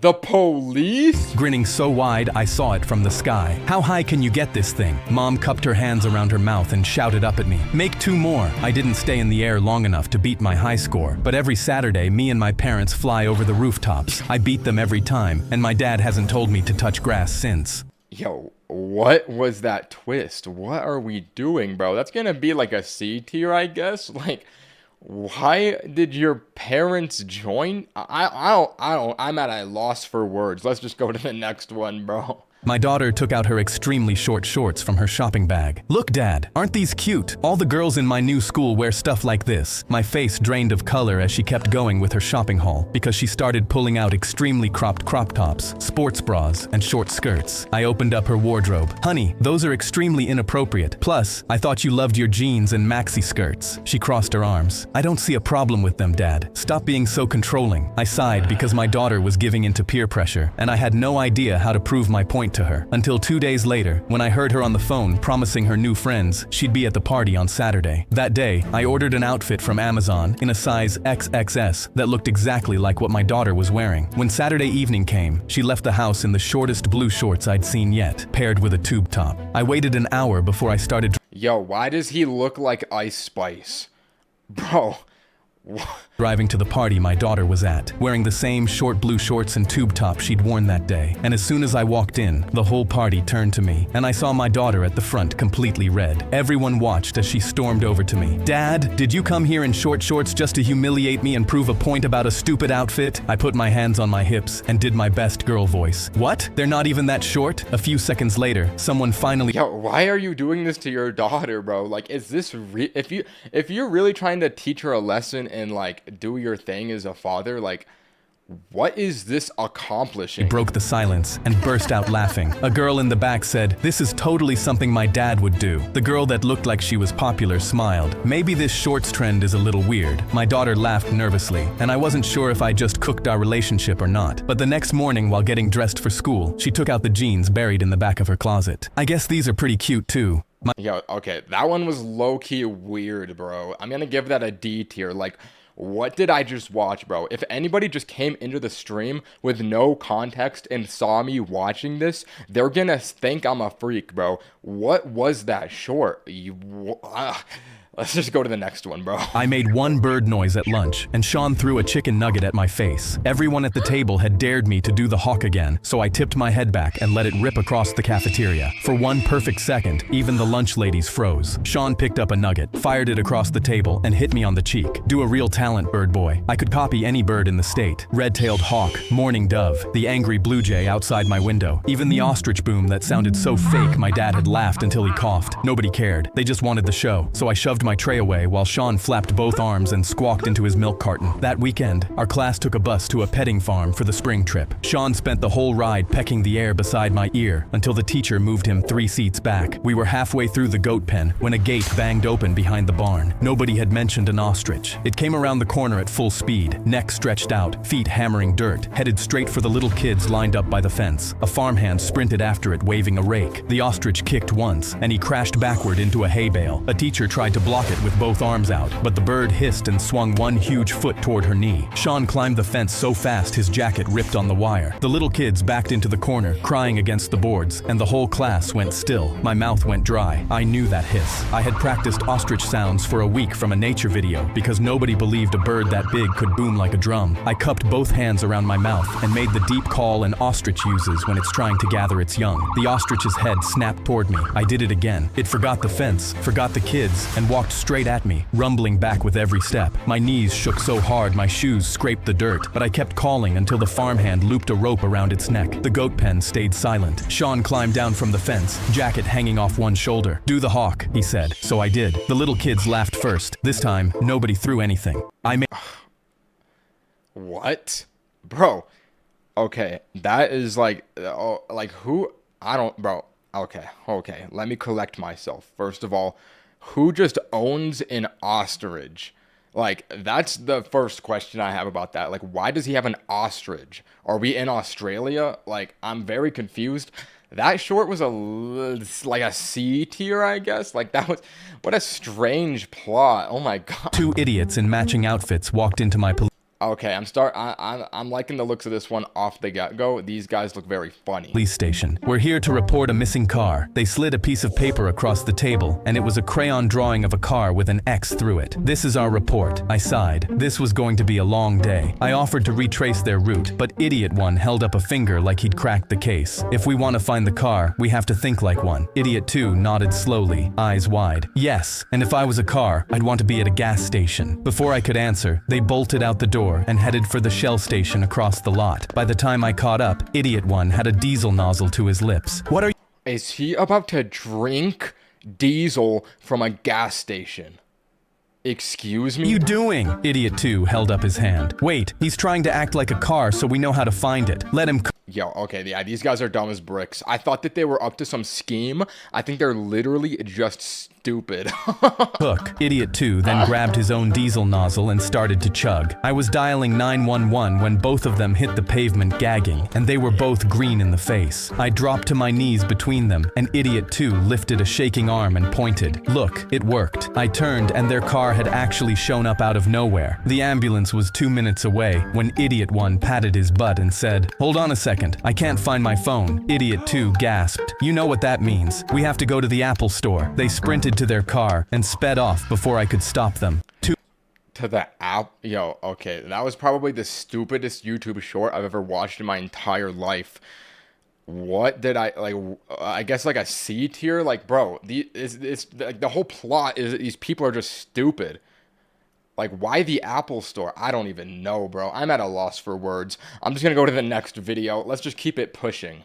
My mom ran across the field and got in the ref's face. Are you blind? That was a foul. How did you get certified, ref? I dropped my head and stared at my cleats. My friend jogged over from his position. Dude, is this why you said you used to love soccer? She does this every game? Since I was 8. In all that Of course they made his number 6'7", bro. Are we so for real? Oh my god. Yo, we might be on an L streak right now with these videos. What are we doing? time, no one had ever stopped her. But through the commotion, a man in a league polo tucked a clipboard under his arm and started walking over. The ref ignored her and started signaling for play to resume. You should be fired! When he kept ignoring her, she turned on me instead. Stop standing around! That's why he didn't call it! The other parents went quiet, and a few moved their chairs down the line. The man with the clipboard stopped beside the ref. Ma'am, Tom Reyes, State Commissioner. I've been timing your behavior for 3 games. She let out a laugh and waved him off. You can't sideline me. My husband donates to this league. Donations don't override parent conduct. You signed it. He held out a printed sheet. She wouldn't take it, so he set it down on the grass. You're suspended from every state-affiliated youth soccer field for 1 calendar year, including your son's. The officials walked her off, and the whistle blew. I kept glancing at her chair out of habit, but it was empty every time. After the game, my coach pulled me aside. You played different today. Yo, holy mog, bro. Who is this coach?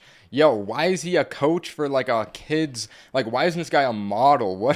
Why did they make this guy mog so much in this video? It's so random. Never played a game without trying not to disappoint her. It was the first time I just played soccer. My mom ran a All right, bro, that might be another C tier. Like, that was kind of mid, bro. We need to hit his story, lock in. What are we doing? I tore open my only Christmas present, and my eyes lit up when I saw the Pokemon pack in my hands. But when I ran into school with it, my friends were already sitting in a circle, ripping theirs open. Guys, I finally got a pack. I held it up, smiling, and went to sit down. But Alex instantly pushed me out of their circle. How many packs do you have? Only this one. Alex shook his head while the others laughed. You need at least 3 for a real pack opening. You'll only slow us down. You can't open with us. He turned around and carelessly ripped his 10th pack open, and I felt my heart break. I watched them toss their unwanted cards to the side and walked to my desk with my 1 pack. I sat down alone and opened it with shaking hands. I peeled back the foil and carefully slid the cards out. A shiny Charizard stared back at me. Before I could even react, Alex screamed from behind me. Holy crap, Ben just pulled a shiny Charizard. The whole circle instantly swarmed my desk. Oh my god, Matt suddenly dragged some chairs over. Oh no, this is Chester.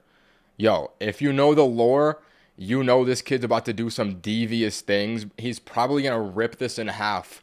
And then I imagine all the other kids are gonna be like, bro, why did you rip the card in half? What are you doing right now? And they're all gonna like beat him on the ground. Like they're all gonna beat up Chester on the ground for ripping the Charizard card in half. That's my prediction, at least. And the whole circle sat around me. You can play with us, dude. You just pulled a Charizard. Alex tipped his bag of chips my way. Take as many as you want. Ryan and Brian spread their decks across my desk. What do you think, man? Any good? I sat in the middle of the circle holding my shiny Charizard and couldn't stop smiling. We played for the entire day, my Charizard crushing everyone. Alex high-fived me, and Matt called me genuinely cool. I walked home that Chester redemption arc. Wait a minute, he might not be so bad after all. Friday still buzzing, but then I saw Mom at the kitchen table. Bills were spread out in front of her. I secretly looked up the value of the Charizard on my phone. $3,500. Isn't that card worth like $200,000?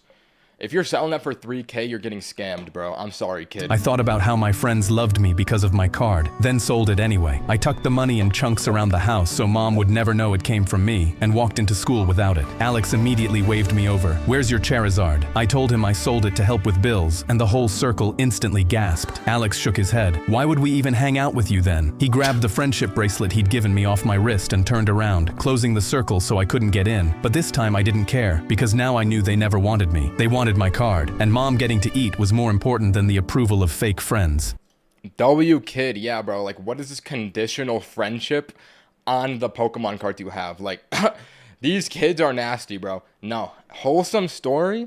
I'm gonna give that one an A tier. Let's go to the next. I was walking to work when I saw my childhood bully sitting on the curb with a Why does he have purple forehead? torn plastic cup in front of him. We locked eyes, and he immediately hid his face behind his cardboard sign. Embarrassed, I saw him like this. Darren used to shove me into lockers so hard my Is this like, did he just change race? I'm pretty sure he was a bald white guy in the future. What's going on here? ribs broke, and in 4th grade stole my Spider-Man figurine I'd spent all summer saving for. He'd bring it to school and dare me to try take it back, so seeing him made me uneasy. I stepped towards him, and he instantly put his hands up. Jeremy, I'm so sorry for what I did to you, but I don't want any trouble. People already kick me here. Even if I deserve it, please don't. I noticed the purple bruises around his face, and before I knew it, I was holding out a $50 bill. He shook his head, but I was already pressing the money in his hand. Wait, is this guy outside of a Tilly's? Bro, holy moly, homeless bully. Yo, thank you for the 22 try. I never heard of TRY. I don't know what currency that is, but I appreciate it regardless. Thank you for the donation, bro. Yeah, this is like a Tilly's. Why is there a Tilly's in a video like this? This is so random. And pulling out my packed lunch. What happened 30 years ago doesn't change today. Everyone deserves kindness. Darren teared up. I don't. I stole your Spider-Man figurine and broke your ribs when you tried to get it back. He Broke your ribs? Did I miss something earlier? tried to hand it back to me, but I pushed it against his chest and stood up. I hope things get better. I walked away, having no clue what was about to happen next morning. I took the same route to work, but this time Darren got on his feet the second he saw me. He pulled out a brown paper bag with shaking hands. Look what I spent the $50 on. I flipped it upside down, and a brand new Spider-Man figurine dropped into my palm, just like the one he stole from me in 4th grade. I teared up. Why would you do that? Darren handed me my lunchbox, now empty but clean, because you didn't give me $50. You gave me forgiveness and a chance to prove I've changed. I pulled him into a hug right there on the curb and offered him my couch. 30 years ago, he took my Spider-Man. Today, he gave it back. Wow, what a heartwarming message and forgiveness. Bro has no enemies. I'm gonna give that one an S tier just for the story being heartwarming. Let's go to the next. I went to my community pool and saw my lifeguard crush talking to another guy. My heart was crushed because I'd been crushing on her all summer and never said a word, but I needed to get her attention to ask her out. So I came up with a plan. I'd fake drown so she could save me. Without thinking, I jumped into Bro, what? Why don't you just talk to her, bro? You don't have to stage a death. Yo. Oh, heck.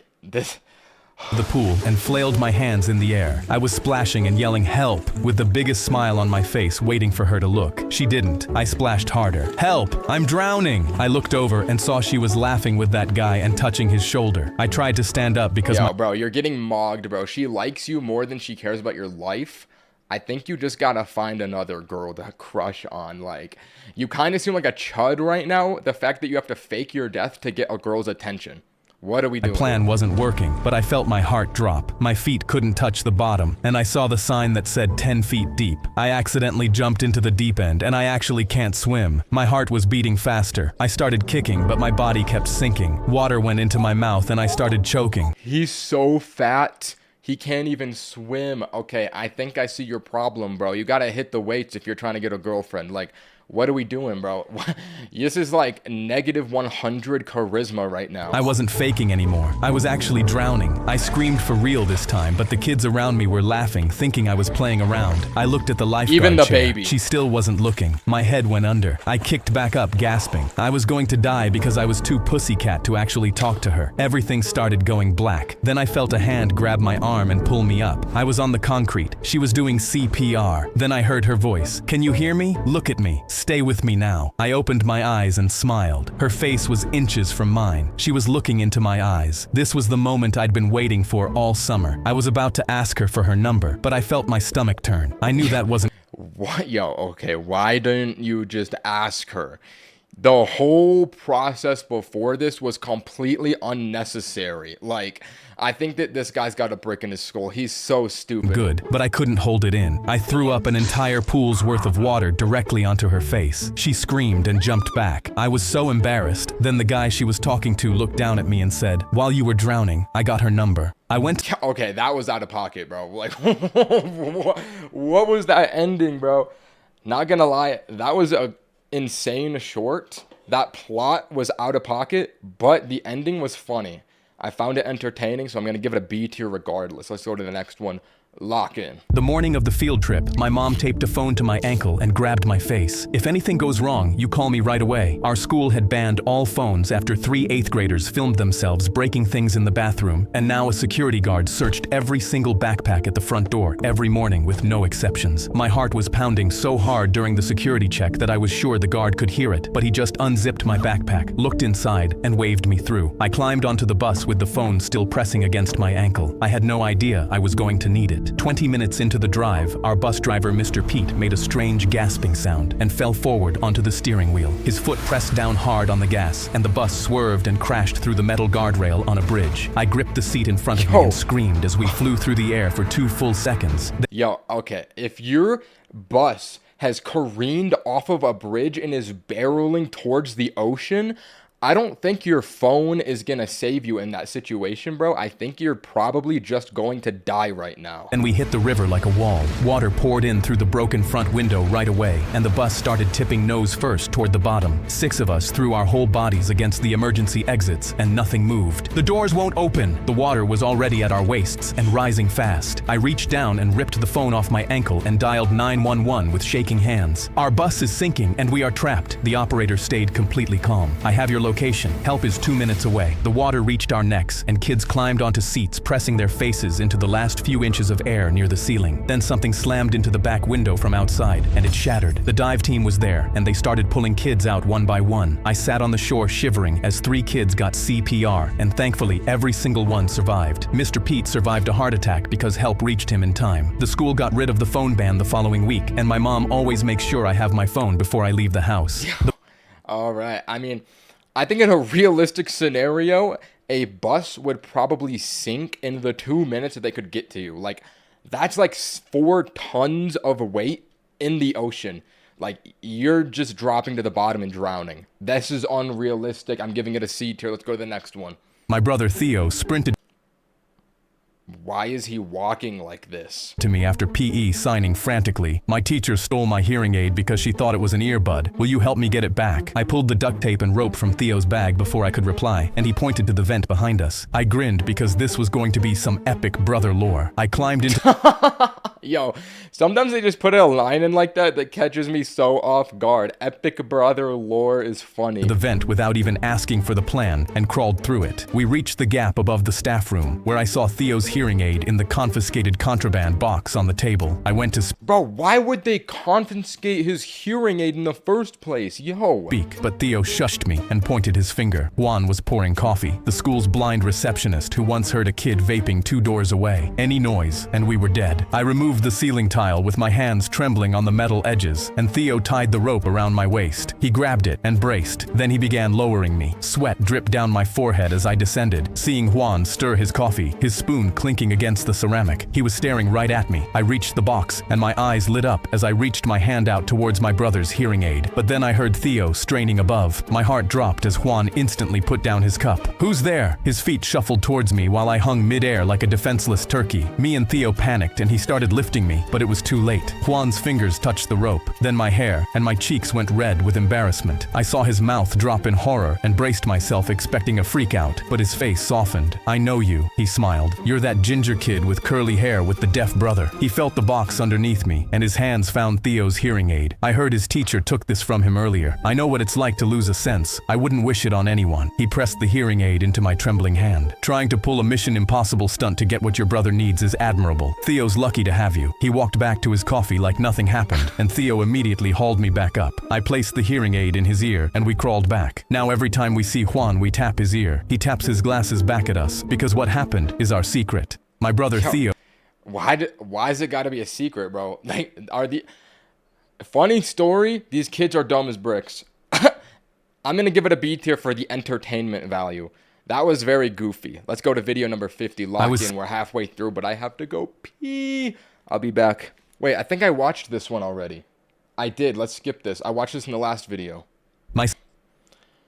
My Queen and Her Knight. All right, lock in video number 50. 7-year-old daughter's boyfriend saved her life. She came home dressed like a princess and put her arms in the air. "I want you to meet my boyfriend." She stepped aside, and a small boy with a cardboard sword at his hip stood in confidence. "She's Cute. my queen, and I'm her knight." He put a little tiara on her head. Caitlin walked inside while he followed, and she climbed onto the couch like it was a throne. He immediately got down on one knee, his chainmail clanging, and presented a juice box as his offering for his queen. She took it and coughed. "Excuse me, why isn't it open?" He immediately jabbed the straw through the hole, then took his place standing beside her, resting a hand on the handle of his sword, while Caitlin sipped her juice. They watched cartoons like that for an hour. I thought it was the cutest thing, until a wasp flew in and landed on Caitlin's arm, buzzing aggressively. She started crying so hard her tiara fell. "I'm allergic. I'm gonna die if it stings me." I shot up from my chair, terrified. Of course, bro. Of course. But the boy was already drawing his sword. "I'll save you, my queen." He slid his cardboard sword slowly under the wasp and carried it across the room while it buzzed. He tipped it out the window, and Caitlin just looked at him like he was her knight in shining armor. He slid his sword back into its sheath, put the tiara back on her head, and took his place beside her throne again, standing like a knight who'd just done his duty. What a wholesome story. You know what? I'm gonna give them an A tier. That was cute, bro. Like, nothing crazy, but a cute video for number 50. Respect. Let's go to the next one. Lock in. I got robbed at night. You could have killed it, bro. He didn't kill the bee to show his kind heart and his chivalrous attitude. I made a robber laugh. Let's see. Knife point, and it became the start of my dream life. I stepped on stage for my stand-up comedy routine and told my best joke. An Irishman walks into a bar. "We just kicked you out. Why the hell are you back already?" The crowd sat silently with folded arms, and a single cough loudly echoed. I walked off with my head dropped, and while walking home, a man... Okay. Oh my God. But he didn't even say the punchline. They kicked him off before he said the joke. Yo, why? Oh, this is the soccer teacher from the Mogger. With a knife got in my way. "Give me your phone and your wallet." My hands flew up with the phone. I had all my material in my notes app. This was my life's work. As I reached out my hand, I thought there must be a way to save my phone. Wait, the man clenched. Yo, no way. He's gonna disarm the situation by saying a joke from the joke book to this guy trying to rob him with a knife. If that's the plot of this is the stupidest video ever, bro. Are we for real? His jaw. "If I tell you a joke and you laugh, will you let me keep my phone?" He shot back, confused but smirking. "Okay, deal." I took a deep breath. An Irishman walks into a bar. "We just kicked you out. Why the hell are you back already?" The mugger instantly doubled over laughing. His knife... You know what? That deserves getting kicked out. That joke was so bad, I didn't even realize that was the joke. I thought that was the setup. Bro. Dropping to his side as tears rolled down his cheek. You know what? Matter of fact, let me do him one better. I'm going to tell a better joke. Hear me out. An Australian walks into a bar. I thought drinks were free, he says. Bartender. Wait, no. Let me restart. An Australian. No, wait, let me restart. An Australian walks into a bar. No, wait. No, wait, hold on. A Australian walks into a bar. The bartender tells him drinks are on the house. So the Australian builds a ladder and goes on the roof. I saved that one. Oh my god. Holy, that would have... Oh my god, bro. That would have been bad if I couldn't figure that out. Because he thinks the drinks are on the house, like on the roof. If for those who didn't get it. I think that was a hit joke. Let's continue. Let's continue this video.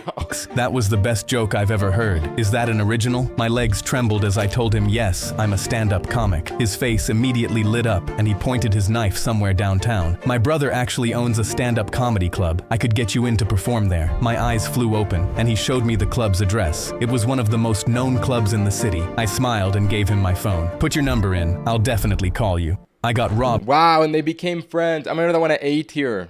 What a cute story, and it's quite funny. Thank you for the $5 donation, bro. He said decent. Hey, thank you. You know what? On the fly, if you're going to call the joke decent, I think that was a win. I thought of that one on the dome. Let's go to the next video. Lock in, fellas. I was tearing my hair out over my multiple choice homework when my dog tapped his paw on option C. I read it and saw it actually looked correct. I'm cooked anyway, so I may as well just take your advice. I started circling every answer Brownie pointed at. When I was done, I shoved it in my book bag, excited to see what grade I was gonna get. In class, my teacher handed my assignment back with 100 circled and written in red. She crouched down and said, "I knew you had it in you." I was grinning ear to ear. I guess you could say I got that dog in me. She shook her Yo, bro, are we on God? Wallahi.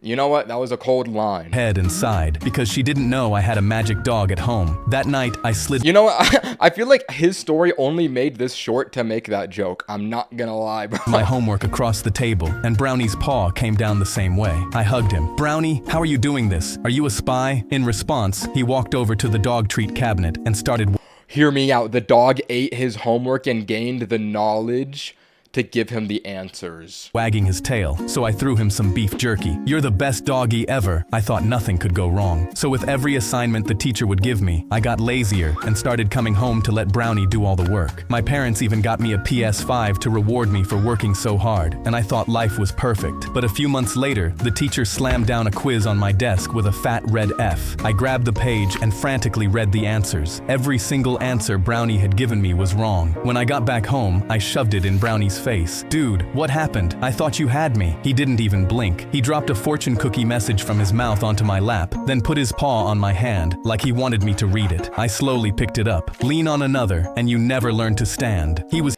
This is an analogy for ChatGPT. He's cheating at his homework, off-sourcing all of the reasoning and like knowledge he would gain from like using like thinking for himself, and he's becoming stupid. Guys, this is why you don't use AI on your homework. The dog is AI. teaching me not to need him. He failed me on purpose. Now when he trots over and lifts his paw toward an answer, I move it off the page and do it myself. Smartest dog I've ever met. Smartest dog I've ever met. I'm gonna get that one at A tier. That was a funny story. Let's go to the next one.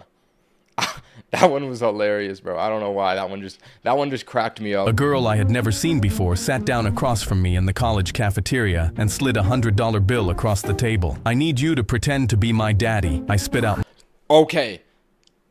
Daddy was out of pocket. You could have just said boyfriend. Yo. my Sprite. "I'm serious." She told me her name was Mackenzie and showed me photos of a guy named John who had been showing up everywhere she went on campus. When she reported Wait, is John the grown-up version of the fat kid from the chocolate one that we watched prior? With like the drone that would fly him around?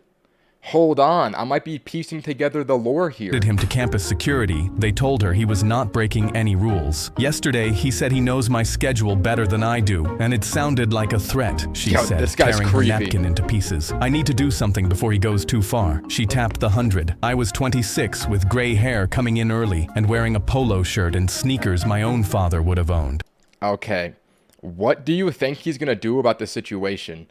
Like, kill this guy? Like, what is the $100 for? I also thought Mackenzie was really cute, so I picked up the money. What do I have to do to be your daddy? She coached me in the stairwell. I'd pretend to be her overprotective ex-military father visiting from out of town. Call me princess, but say it like you would kill for me. She made me practice my daddy voice until she approved, and I would have practiced all day if she had asked. We were crossing campus when John came around the corner smiling with his eyes locked on Mackenzie like she was prey. There you are. She grabbed my arm and I stepped in front of her. Is this the guy you told me about, princess? John stopped smiling. Who are you? I grabbed his hand and squeezed until he winced. Her father just flew in this morning. He tried to pull away, but I held on. I've spent some time overseas and met a lot of guys like you. Stay away from my daughter. I let go and watched him walk away, cradling his hand. That evening, I sat in the corner of her study group. I stepped out to grab a soda from the vending machine and came back to John with his hand around her wrist. You think What? you're so smart getting some random guy to... I threw my drink, crossed the room in 3 steps, and punched him so hard that he fell to the floor and did not get back up. The next morning, Mackenzie sat down at my table. He is leaving me alone. I smiled. Good, so what are we now? She picked up her bag. Nothing. It was a business deal. She walked out and never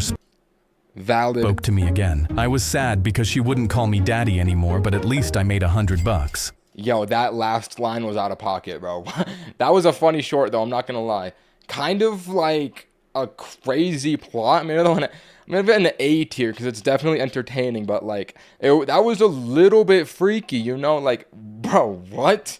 That last line, too? I don't know, bro. Let's go to the next one. I pushed through my own front doors on my birthday and instantly fell to the floor. My sister was lying face down and motionless, with a kitchen knife streaked red beside her. I began crying, and as I picked up the knife, I swore I'd get revenge on whoever killed her. But then I turned my head and saw a woman outside on her phone, talking manically. I looked at the Oh no, he's gonna get framed for it. knife with my fingerprints, my sister's blood on my shirt, and realized I looked like the killer. I stood up and opened the door with shaking hands, but sirens were already blaring around me. I knew if they caught me, I'd be sentenced, so I just started sprinting into the woods ahead. It destroyed me to leave my sister, but then I heard footsteps behind me. 2 cops were 10 feet away from me, sprinting and yelling into their radios about the fleeing murder suspect. I shouted, I didn't kill her, while tears fell from my eyes and my feet hit the ground faster than they ever had. I ducked behind a tree to catch my breath and hid from the cops, shining their flashlights around looking for me. I opened my phone and stared at the lock screen of me and my sister playing catch when we were younger. I'd never see her again, and now I was running from my life. I wiped my tears and peered out, looking for a window to keep running. That's when I heard rustling behind me. I turned and felt impact before I could react. An officer had tackled me to the ground, slicing my forehead on a rock and pressing his knee into my back. I didn't kill her, I sobbed into the dirt. My older sister raised me. She was my everything. Moss filled my mouth, and that's when the cop flipped me around. They wiped the mud away from my eyes and shouted, "Surprise! It's a prank!" It was my sister, standing in a cop uniform. All the other cops emerged, and I realized they were my friends in costumes. Yo, this is too far, bro. What do they mean a prank? Like, oh. Woman who called the cops was wiping the blood from my forehead. My sister doubled over, laughing. Happy birthday. Your present is I'm alive and you're not in jail for murder. I looked at Oh my god. Imagine you go home to see your sibling dead on the ground and it's a prank. Like, who thinks that that is a valid prank? What? everyone, then passed out and fell to the floor because of the shock. Oh my, yo, that's like a F tier, bro. What? It's just a prank, bro. The prank in question. What are we doing, bro? Oh my god. I was in my school library studying for tomorrow's CPR exam when 3 of my classmates burst Thank you for the membership, bro. Appreciated. through the doors. They walked by my table and loudly scoffed. Oh look, the nerd thinks he's gonna be a doctor. They sat a few tables away and started making lots of noise, and the elderly librarian asked them to please be quiet because she had a heart condition. Loud noises put her at risk. They nodded, but then proceeded to ignore her completely. They knocked books off shelves and blasted music from their phones, and when she walked over, threw paper at her and banged their desks. After one of them slammed his computer, she walked over to him, but as soon as she turned around, he grabbed an air horn from his bag rag and blasted it in her ear. She gasped, grabbed her chest, and immediately slumped to the floor. The three of them froze and went quiet for the first time. They glanced at each other and whispered, "She's fine. She's just shocked. I hope." Another whispered, "Dude, we're gonna be in so much trouble. We can't let anyone know we did this." That's when they turned and saw me. I was staring at the librarian's face, drooping on one side. I told them, "She's having a heart attack. We need to call 911 right now." But they immediately stepped in my way, blocking my path and telling me she was fine and just Yo, why?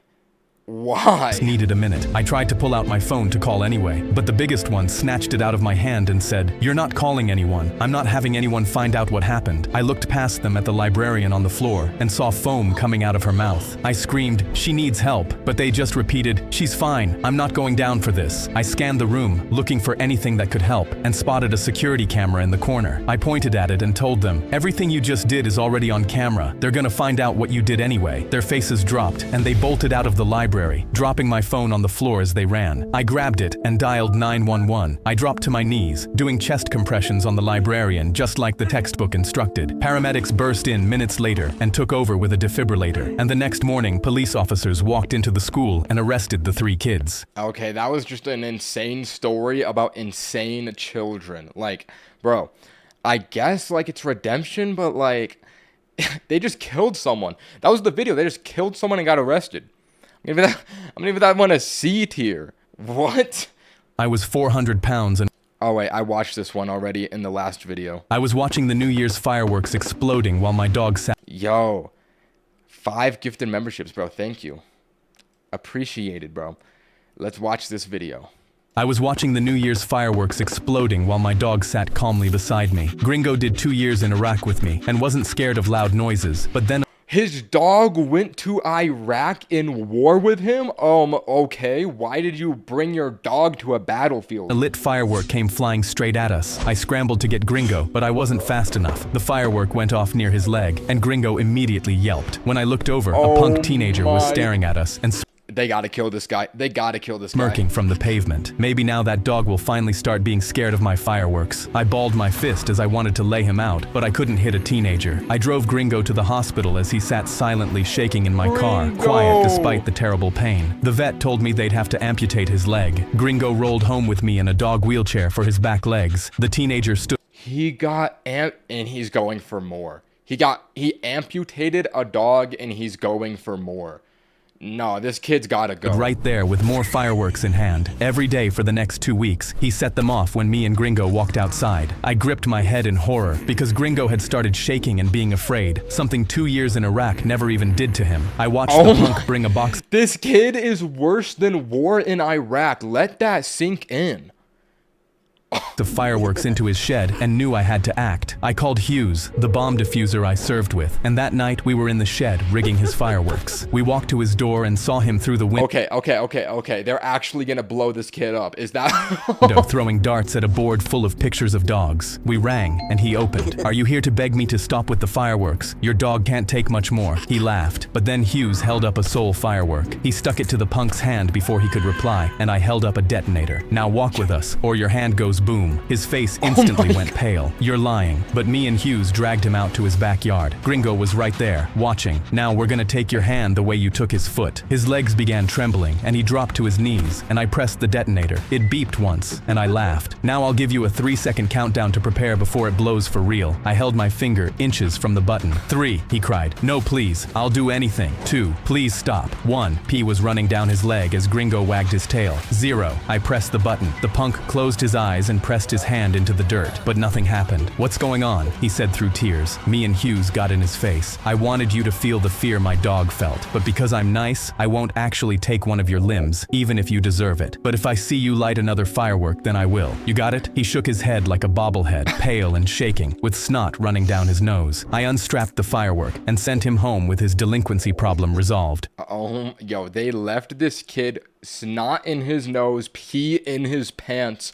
Oh my god, this is the most out-of-pocket, insane plot we've had this whole video, bro. Oh my...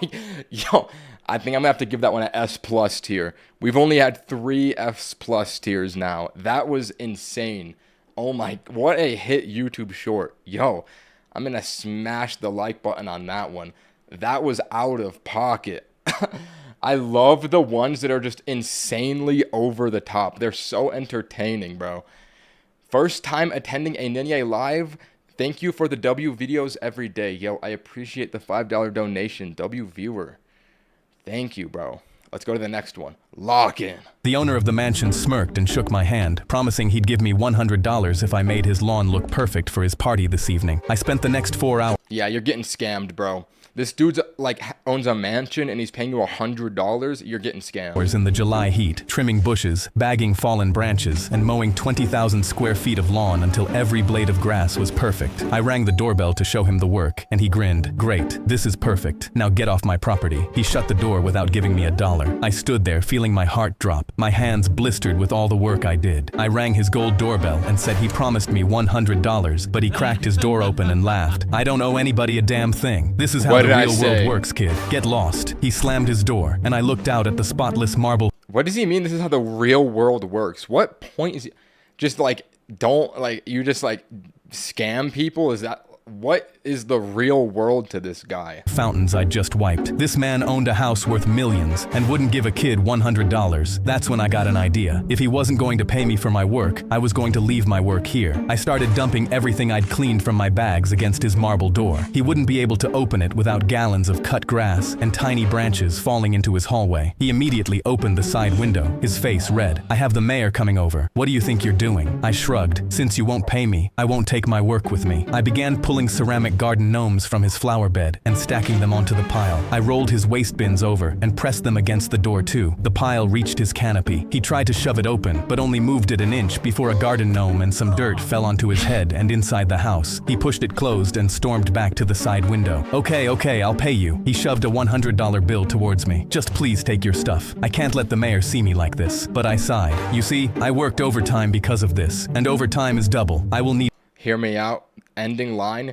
Kid scams him, takes his money, says, this is how the real world works, buddy. Leaves it all there. Let's see this play out. $200. He gripped his head and pulled out his diamond-encrusted wallet. Take it. Take what you need. He began throwing money at me. I counted $400. Then I smiled and reached into my pocket, pulling out a tiny dirt-covered plastic shovel, the one I'd used to de-weed his lawn. I pressed it into his hand. Welcome to the real world. I laughed.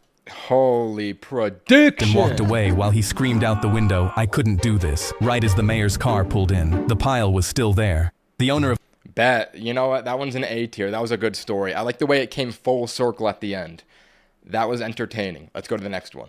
I looked at the kitchen drawer, and my mom pointed at me from across the room. Don't even think about it. That drawer had been locked my whole life, and the key lived on a chain around her neck that she never took off, not even to sleep. My brother dropped to his knees in front of it one afternoon with a paperclip, and she appeared in the doorway behind him without making a sound. Yo, lil bro, I feel like if you open this, you're gonna find a dead body in that. Like, what? Why?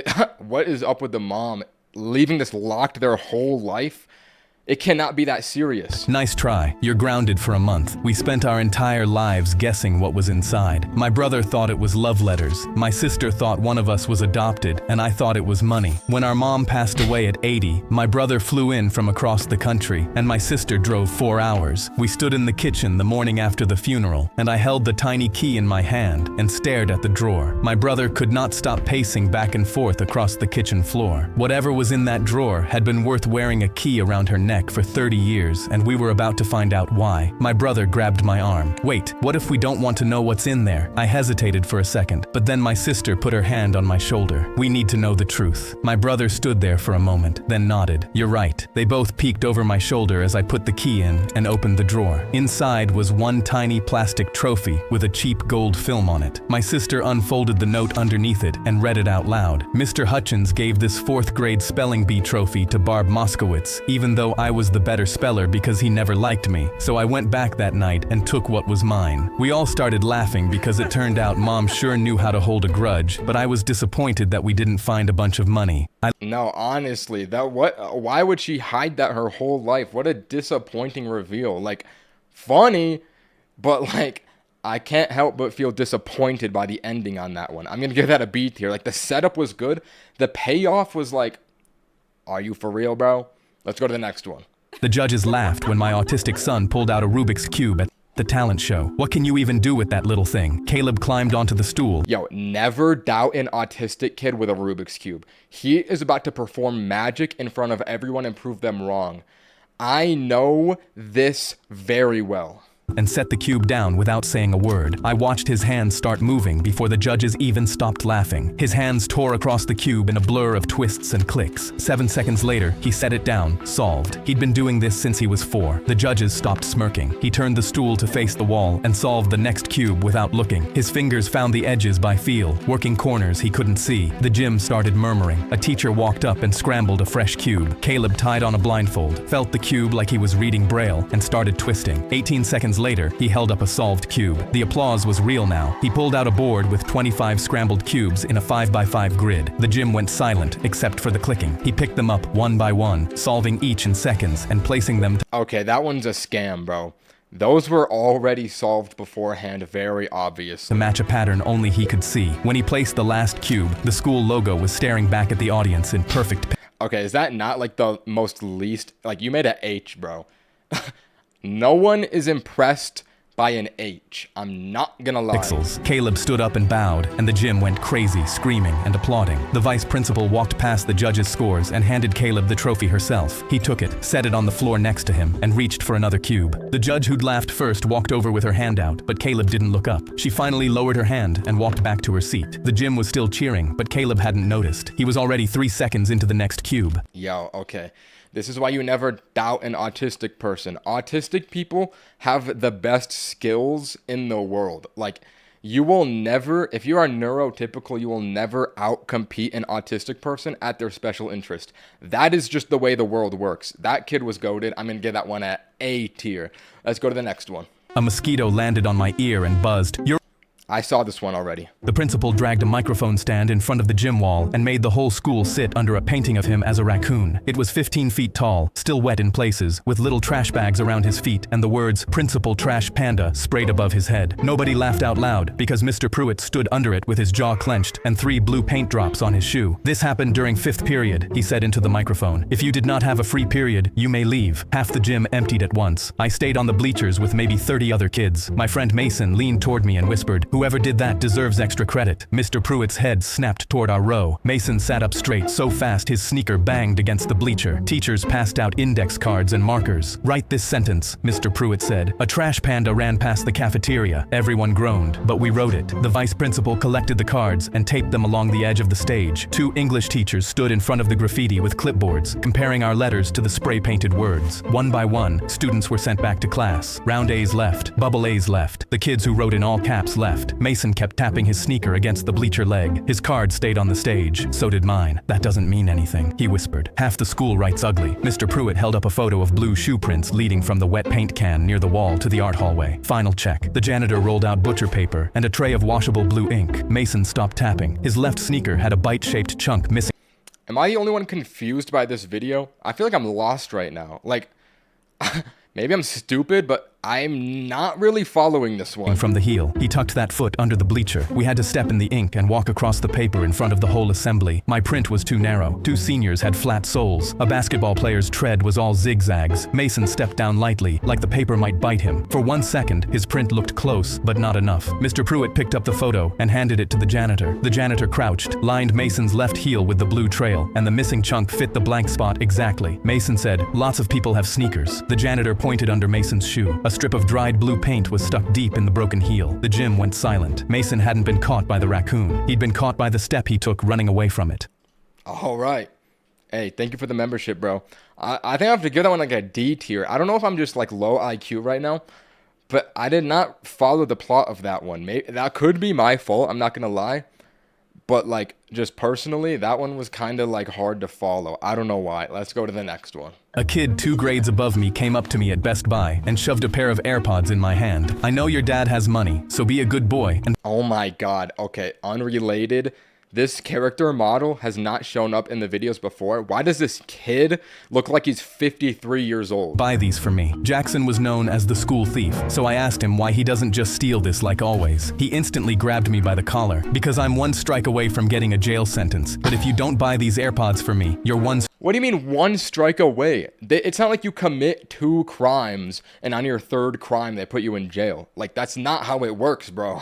Strike away from the hospital. He brought his fist inches to my face, then dropped me down. I pressed the AirPods to my chest and walked to the counter while Jackson pretended to browse. I got to the till and told the cashier everything, and she immediately looked past me. Jackson was holding an AirTag in his hand, like it physically hurt him not to put it in his pocket. The cashier narrowed her eyes, then nodded at me and slid a fake receipt across the counter. She stepped aside to make a call, and I grinned and grabbed the AirPods like I'd paid for them. Jackson snatched them from my hand the second I turned around, and he shoved the receipt in his pocket. I'm glad you know what's good for you, wimp. Now remember, try anything and 1 strike. He balled his fist, then smirked and strutted towards the exit. 1 AirPod was already in his ear by the time he stepped out, and the security alarm instantly screamed. Jackson's face dropped. What the hell? And 2 officers were already cuffing him and removing the AirPod from his ear. Jackson thrashed and pointed at me. It was him. He made me do it. But the cashier stepped in front. That boy never paid for anything. Jackson begged them to check the receipt in his pocket, so I pulled it out for him. A handheld fan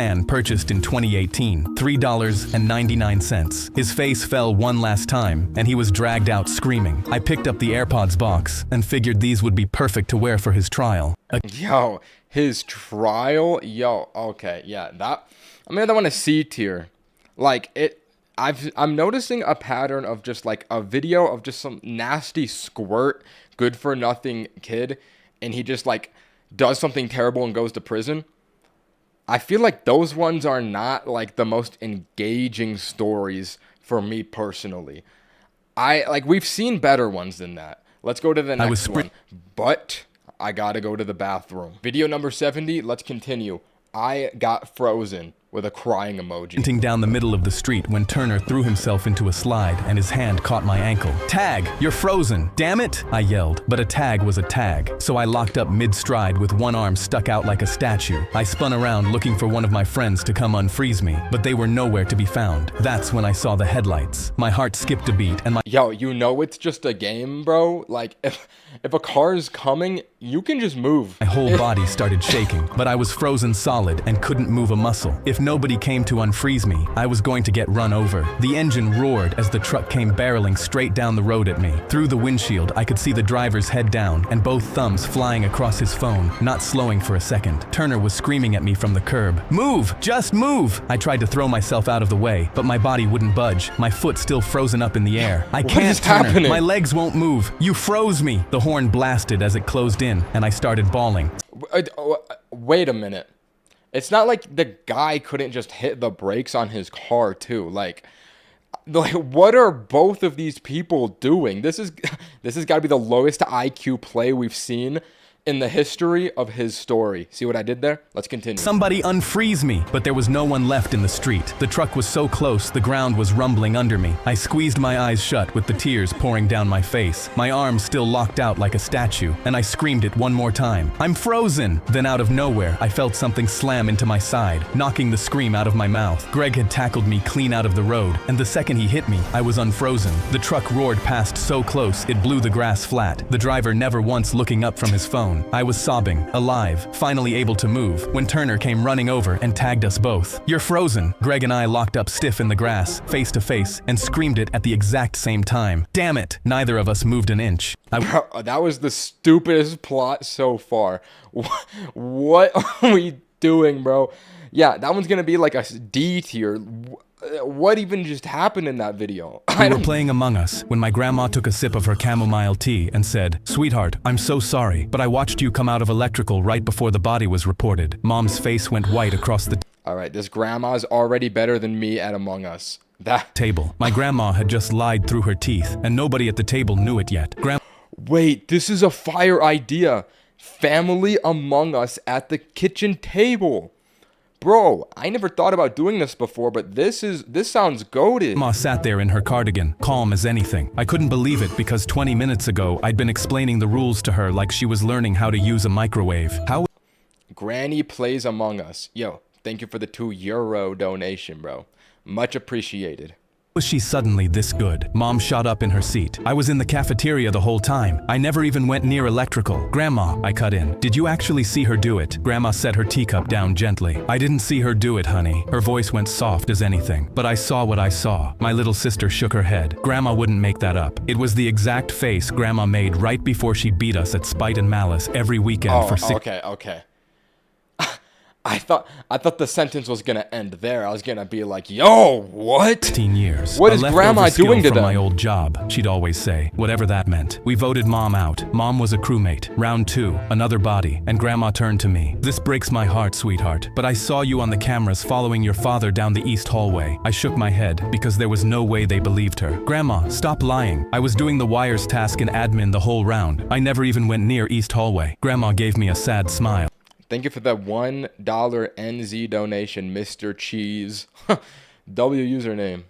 I understand why you'd say that, honey. She nodded thoughtfully. But I have to tell the family what I saw. Dad nodded along and clicked his vote. They voted me out. Okay, now we got a membership too. Like, I appreciate this, but like, bro, I keep pausing. Thank you for the membership, though. I appreciate you. I was a crewmate, too. A minute later, Grandma killed Dad in the east hallway. Victory flashed across her screen. I pulled off my headphones and stared at her across the table. Grandma was the imposter. She'd been the imposter both rounds. She closed her laptop, took a sip of her tea, and smiled at me. That was a fun one, she said, patting my hand. I used to do this for a living, sweetheart. 30 years at an insurance company, catching lies and telling better ones. That's why I always win at Spite and Malice. And Among Us. This woman had been quietly running rings around her own family for 16 years, and we'd just been too busy losing at her card game to notice. Wow. 100 IQ Granny. What a funny plot. I'll give that one like a B tier. That was kind of funny. That was kind of cute too. A wholesome family story. What can you hate about that? How long is this? Thank you for the $2 donation. We're going to 100 videos. We're at 73, so not too much longer. I climbed into my bed with a grin, feeling my jeans press against the duvet cover. Wait, I watched this one already. My mom handed me a box and said, "Here's that new dartboard you wanted. Don't do anything silly with it." I immediately placed an apple on my head while she walked back upstairs to her sister's baby shower. My friend grabbed a dart and stepped back 20 feet, then aimed the dart at the apple on my head. I'm pretty sure using my bad hand isn't smart for this, but Yo, yeah, bro. No, you're right. Like, you're gonna throw it at his forehead. What are we doing, you bro? only live once. He threw the dart. What do you mean you only live once? You're about to take away your brother's one life. Like, bro. And my heart pounded as I watched it heading directly at my face. I realized it would hit my eyes and ducked immediately. The dart flew into the open utility closet and I heard a piercing metal sound, followed by gas hissing. Gerald groaned. "Why did you duck, man?" But I was already gripping my head in horror. The dart had punctured the propane tank. Gas was leaking out and a rotting smell was filling the room, and I knew I had maybe 60 seconds before the house literally exploded. That's when I remembered my sister's baby shower upstairs. I bolted up and burst into Mom's bedroom, double over and heaving. Everyone stared at me in confusion, holding their pink lemonade cups. But I yelled, "The propane tank burst. Gas is leaking and this house is gonna explode in 30 seconds. I grabbed Mom's wrist. Yo, of course it was Chester to throw a dart at the propane tank to explode the entire family house while they're home. Thank you for the $2 donation, bro. You literally just said grill. All right.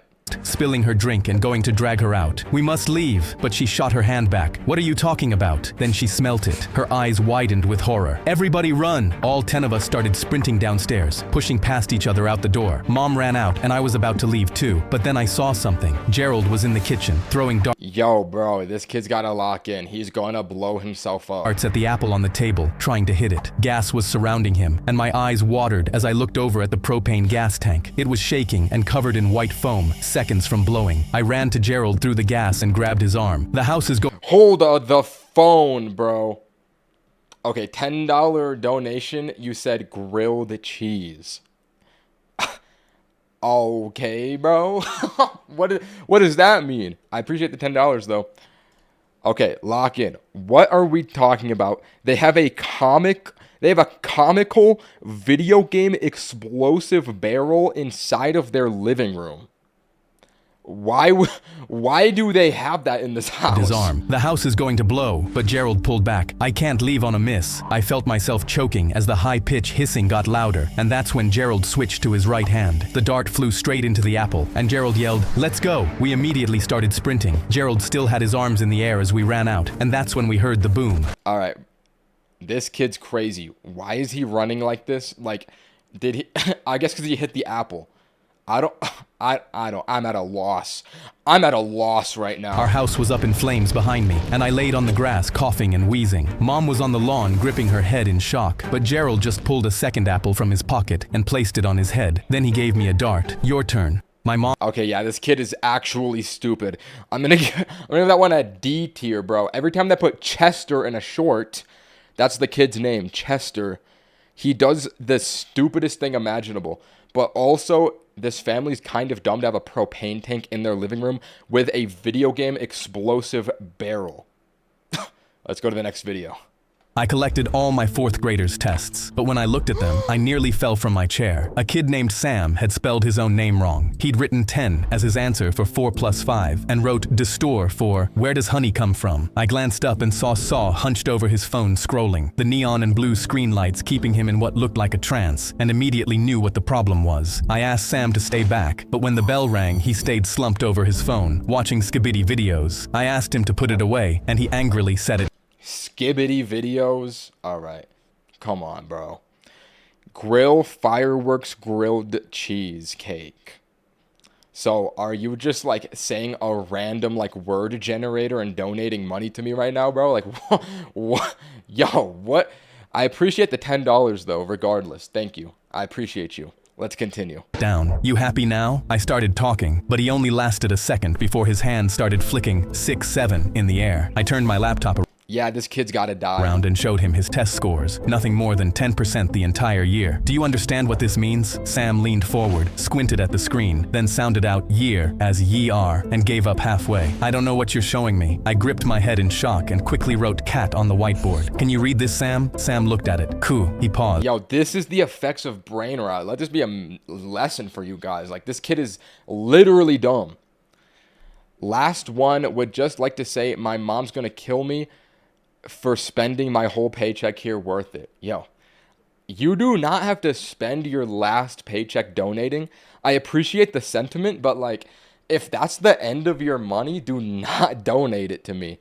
But I appreciate that. Thank you. But also, that is a crazy thing to say in a donation.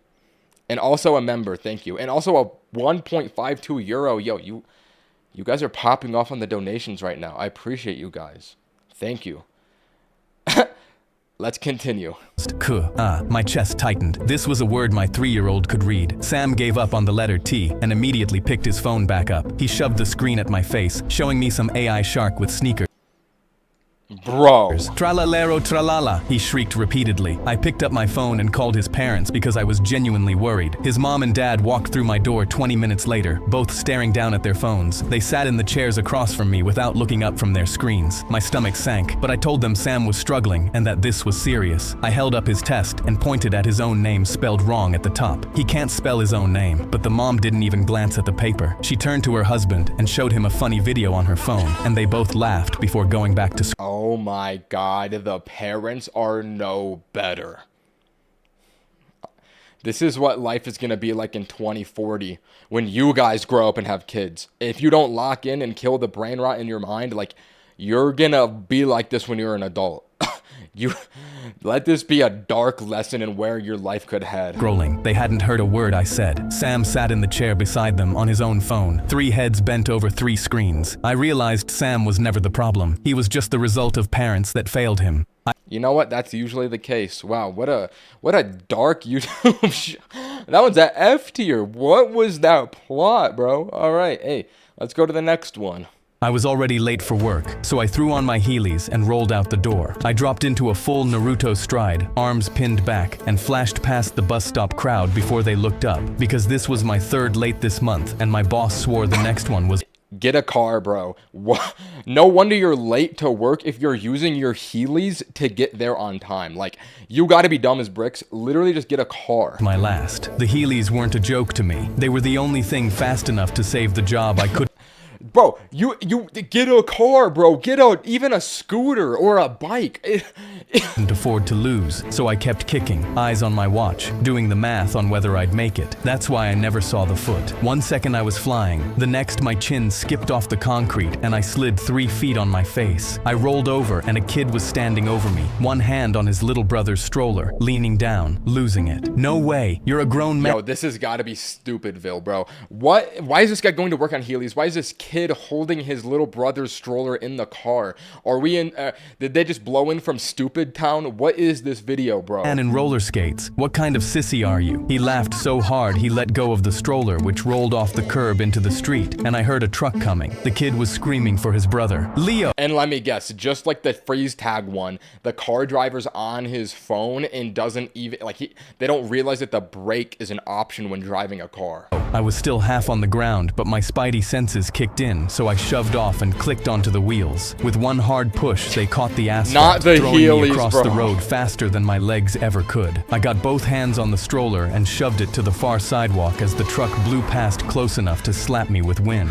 The kid waddled to the stroller and held it tighter than ever. The baby was screaming his head off, alive and furious. My hands were shaking, but I didn't stay longer than I needed because all I could think about was the clock and how now I was the kind of late my boss warned me about. So I did the only thing my body knew how to do. I tapped my heels and rolled. I rolled into the office to find my boss waiting at my desk. You've got to be kidding me. Late again, and you roll in on those toys like a kid at recess. He held out a sheet of paper. I told you what the next time would cost you. Clean out your desk. I was reaching for it when the door flew open. A woman rushed in with a stroller, a kid behind her, and went straight to my boss. Daniel, Leo's okay, but his stroller rolled into the road and a man caught it before a truck hit him. That's when the kid saw me and grabbed her sleeve. Mom, that's him. That's the guy who caught Leo on his Heelys. My boss looked at the stroller, then the toys he'd just been firing me for, then the paper in his hand. He couldn't get a word out, so I left it with him, nodded, and said, "If you'll excuse me, sir, I'm gonna roll out." I tapped my heels and God, bro. Bro, leave the Heelys at home. What is this guy doing? rolled to my desk, dropped into my chair, leaned back, and kicked my Heelys up on it because they were never a joke. They were the real deal. Yo, that was the stupidest one we've watched, bro. But I'm not gonna lie, that was one of the most entertaining. That was so absurd. That was so funny. I think that this might be the 4th S+ tier. That one was a hit. Oh my God. I'm gonna smash like on that bad boy. Let's go to the next one. My mom grabbed her cleaning supplies and went to leave for her 10-hour shift as a cleaning lady for the 7th time this week. She tried to hug me goodbye at the door, but I just ushered her out because the popular rich kid Preston was over at my house, and I was too embarrassed for him to find out what she did. When she Yo, never put some random kid above your mom. What are you doing? came back, Preston was still here, and I begged her to go change in her car so he wouldn't see her cleaning uniform. She dropped her head and slowly walked out. I felt guilty watching through the window as tears rolled down her cheeks. But then Preston asked me, "What are you looking at?" I quickly replied, "Nothing, just some broke loser changing in their car," and shut This kid's gotta die. the blinds while Preston laughed. That's so embarrassing. Imagine that was your Why mom did he or laugh something. like that? I chuckled with him. 2 days later, Preston invited me to his birthday party. My mom left for her cleaning shift, and 2 hours later, I put on my fake designer and walked to Preston's house. I pushed through the Bro, fake designer? That's the same Subway outfit you wear in every short. You look like a Subway employee. crowd looking for him. He told me, "Dude, my cleaning lady is here. We can throw drinks at her later." I laughed and told him I was down, then went into the kitchen for a soda. But that's when my face dropped in horror. My mom was on her hands and knees in her uniform, scrubbing Preston's floor with cleaning gloves. My eyes went wide and I tried to walk away because if someone saw this, I'd be humiliated, when suddenly she turned around. We locked eyes and she mouthed, "I'm sorry, son," before going back to the tiles. My This face poor was beet mom. red, and that's when Preston rounded the corner. His eyes were wide with excitement. "You thought I wouldn't find out your mom scrubs toilets for a living." I felt my face burning with embarrassment as a few people looked on. "Your mom works for me. The only reason I invited you was so you could 1 second, I gotta go to the bathroom. All right, let's continue. see this. You're so pathetic pretending your mom doesn't do dishes for rent money. He threw a glass of water at her and snapped his fingers. Go scrub the bathroom. People were whispering as my mom looked at me with tears in her eyes and nodded in defeat. She walked to the bathroom with water dripping from her hair, but Preston snapped again. Without gloves, I was horrified and watched my mom slowly take off her gloves and noticed how raw her hands were from cleaning. She walked into the bathroom while Preston pointed and laughed. I was humiliated, but then I heard my mom trying not to cry behind the closed door. I realized everything she did was so I'd have a roof Why does bro look like he's geeked? Bro. over my head, and something in me shifted. I didn't say a word and just grabbed a second set of cleaning supplies. I walked past Preston and opened the bathroom door, then knelt down and started scrubbing with my mom. She asked, "What are you doing?" I replied, "Helping you finish so we can go home." Her tears turned into a real smile as we cleaned together. Preston was still laughing, but now his friends weren't. Their faces dropped watching a 14-year-old on his hands and knees with his mother scrubbing toilets, and one by one they started leaving. Preston's smile vanished, and by the time the bathroom was clean, everyone was gone. I hugged my mom and said, "I'm so sorry, Mom. I'm so proud of you." Preston was in tears, and after Mom took her payment from the drawer, she tipped over the bucket of dirty water across his bathroom floor. He'd be cleaning this one himself as we walked out with Mom in her cleaning uniform, and her head held high. My mom's a badass, and I'll never be embarrassed of her again. That's a tough ending, not gonna lie. Kid's tough, I'll give him that. But I'm also gonna say, he was kind of like a little brat at the beginning. He needs some kind of punishment. Like, that was a tough watch. I'm gonna give that one like a B tier. Like, at least he came around at the end, but like, at least like ground your son for what he did. Like, what are we doing, bro? All right, let's go to the next one. I was working my first ever McDonald's shift when a dad came in with his two bratty snot-nosed twins. "We want nuggets." They had their hands in the air, screaming so loud the old lady nearby dropped her coffee. The dad slammed his hands like I was his personal servant. "I want 50 nuggets and I want them now. My kids haven't eaten all day and they don't like to wait." He snapped his fingers and I noticed his twins literally drooling whilst looking at the nuggets in the back. "That'll be $14, but he got in my face. "Why Literally drooling. Is this guy raising dogs of children? Bro. the hell does it cost so much?" I raised my hands. "I just work here. I don't set the prices." His kids immediately punched his arms. "We don't care what it costs. Just give us nuggets." His face twisted as he tossed a bunch of coins onto the counter. "Keep the change. A McDonald's worker probably needs it." My hands shook angrily as I counted, and suddenly a dozen straws hit my face, one poking my left eye. My vision blurred and one of the twins pointed at me. "That's for being so slow. Now go make the nuggets." He snapped his fingers. They gotta put these kids in the, like, what is the thing, like the grill with like the oil? What is that thing called? With like all the oil and it bubbles where they like deep fry thing? The fryer. They gotta throw these kids into the fryer. That's what I think. Dad was now leaning against a pillar scrolling his phone, while his kids got on a table chanting, "We want nuggets," and throwing crayons around. I wasn't paid enough to deal with this, but I had enough pride to do it anyway. I slowly walked to the back, holding my sore eye, and packed 50 nuggets just like they asked. I brought the box back out with a devious grin. "What took you so long?" What? Did he poison them? The twins immediately grabbed it with their greedy fingers, their eyes lighting up as snot dripped onto their t-shirts. They tore it open. Oh, what are these adjectives? Like, this is unnecessary. And instantly their jaws dropped in horror. Every nugget had been individually wrapped and sellotaped, 50 tiny parcels. Each one would take minutes to open. I looked at the three entitled stooges. "Now enjoy your nuggets. They taste better when you work for them anyway." Oh my god. That must have taken him at least 4 hours to do. Bro, that was so stupid.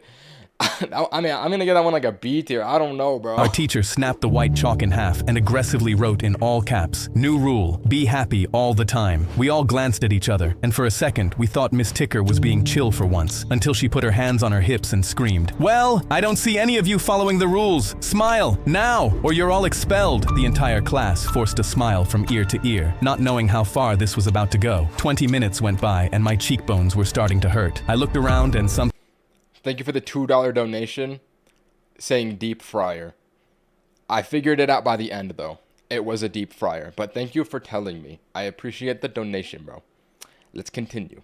people's eyes were twitching. Miss Ticker turned to face us. See, isn't this lovely? Now when the principal comes for the student happiness survey, I'm going to get a 10 out of 10. But Victor, the class clown who sat in the back, stood up so fast his chair knocked over. This is insane. You can't force us to look happy just because you got a 2 out of 10 last year. That's not how that works. I slammed my hands on the table and stood to join him. Did you even get the principal's permission to do this? In response, she grabbed her ruler and smacked it against the chalkboard. Sit down and follow the rule, now. But we stood even higher with our chests puffed out, refusing to give in to Ms. Ticker anymore. She walked over to me and looked me in the eyes. I'm bigger than you, smarter than you, and I have more power than you. If you know what's good for you, sit down and keep smiling. Yo, she thinks she's Homelander. What was that quote? Isn't that literally what Homelander said?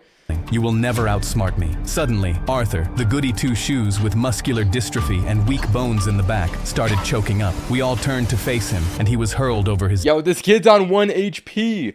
What? Where did this come from? desk. Please, I can't smile anymore. I immediately ran to Miss Ticker's desk and grabbed her phone to dial 911. The paramedics stormed in to work on Arthur, and the principal came in and towered over Miss Ticker. Get your things. I told her to smile on the way out, but she couldn't. She wanted a happy classroom. She got one the second she left it. Our teacher snapped. Okay, bro. I mean, that was a pretty funny short, but like, where did the kid, like, why did he just collapse and start dying out of nowhere? A little bit random. Entertaining, though. I'll give it that. I'm going to say it's an A tier. I was teaching The Great Gatsby to my third period when the door slammed open and 6 men with rifles What is it? came pouring into my classroom. Hands, show me your hands. On the ground, now. I dropped my marker and threw my hands up. Okay, my students. I have students in here. The officer had his rifle locked on my chest and kept shouting. This might be a little bit overkill, bro. Why are they bringing loaded ARs, 5 people with loaded ARs into the classroom? Over me. On your knees. Down. Now. I went down slowly while I kept trying to talk to him. Please, just tell me what this is. I have 28 kids in this room. He wouldn't say anything back and the rifle stayed pointed at my face, and that's when I looked at my students and saw not a single one of them had moved. I had to make this man listen before one of them flinched. I turned my head back up to the officer and tried again. Sir, who called you? What did they tell you? He stepped closer with the rifle still up. Report came in. You were armed and threatening your students. Stay down. Shut up. I knew exactly who called. It must have been Chester. My ex-wife. She lost. Your ex-wife? Oh my.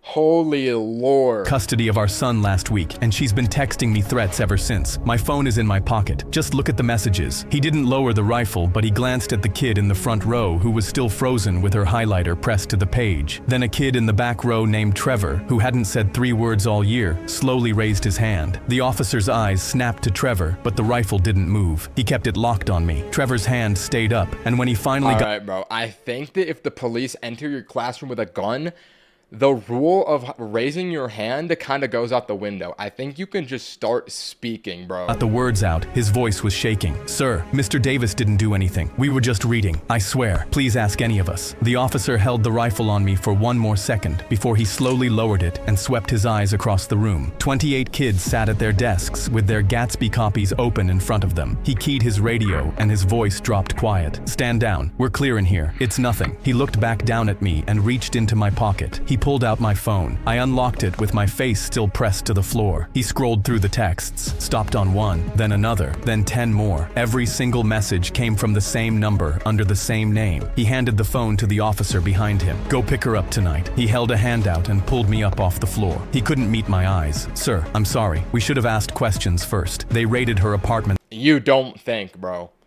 You don't think you should have asked questions before running in there with guns? That night. She was in cuffs by midnight. She'd told me once I'd never see the inside of a classroom again. I taught 3rd period the next morning while she sat in a cell waiting on 5 years. Okay. This is one of his story shorts he makes once in a blue moon, where it's just such an over-the-top, insane story. It's so entertaining. I love these ones the most. This is going to be the 5th S+ tier. That was out of pocket and insane. Holy. Let's go to the next one. I was 7 when my dad got ready to leave me and my mom. I'll be home soon. I'm going to find us diamonds, and we'll be rich forever. I grabbed his hand. I don't want diamonds. I want you. He laughed. You'll understand when you're older, son. He kissed my mom and walked toward the road, and neither of us knew if we were ever going to see him again. For the first few years, my dad sent letters from everywhere he went. The first one was from Africa, with a photo drawn of him waist deep in a red pit, grinning, along with a note promising that the next dig would be the one where he found diamonds. The next came from Spain, then France, then Italy. Every single one promised he'd be home soon. My mom set his place at dinner every night anyway, watching the road through the window while his food went cold. I worked the field so she wouldn't have to, and when years went by with no word from him, I sold the farm to a quiet man. Me and my mom did our best to move on, and we thought we'd never hear about him again. But 10 years later, I was reading an article in the newspaper that said the farmer we'd sold the farm to had pulled the biggest diamond in the country out of the river. The quiet man who bought it is a billionaire now. My dad had traveled the world to find what he'd had all along, and the whole time, diamonds lay right under his feet. Bro, that's just a sad story. What?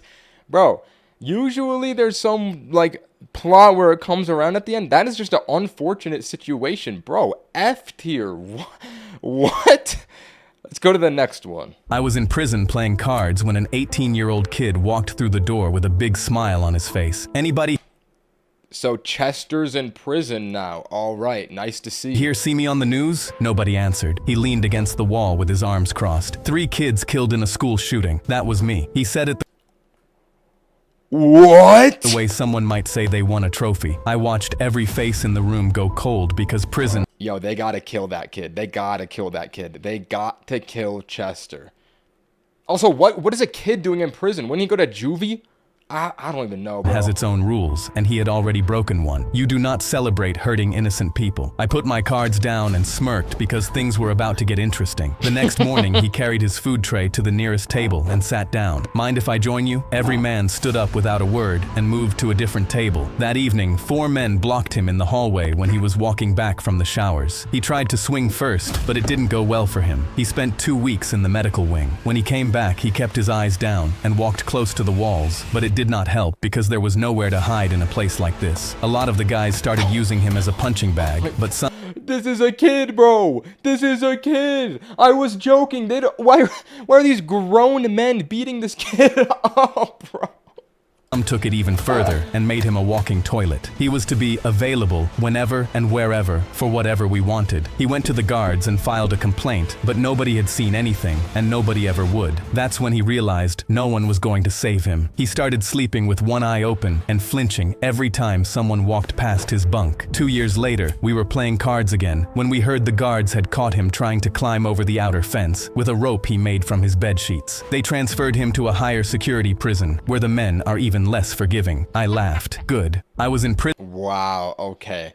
That was not how I thought that was going to play out. When I say these kids have got to die, I mean it in an exaggerated sense. I did not think that these prison inmates were going to beat up Chester. Although, it is kind of satisfying to see him actually get beat up for once, so I'm going to give this one an S tier. Thank you for donating $2 to say cheese 4 times. All right, let's go to the next one. I saw a wasp climbing on my girlfriend's calf and immediately hit it with my sandal. Cynthia stood from the couch. Babe, why the hell did you just hit me? I scratched my head to think of a lie because she was deathly allergic to wasps. Why is the first thing you go to lying? If you said there was a wasp, I think she would believe you, bro. And I didn't want to scare her. There was a fly on your leg. She turned to me. So what? It doesn't mean you have to hit me. Before I could respond, Like, just lying to not scare her is putting her life in danger. Like, if she knew there was a wasp, she'd probably run out of the house, bro.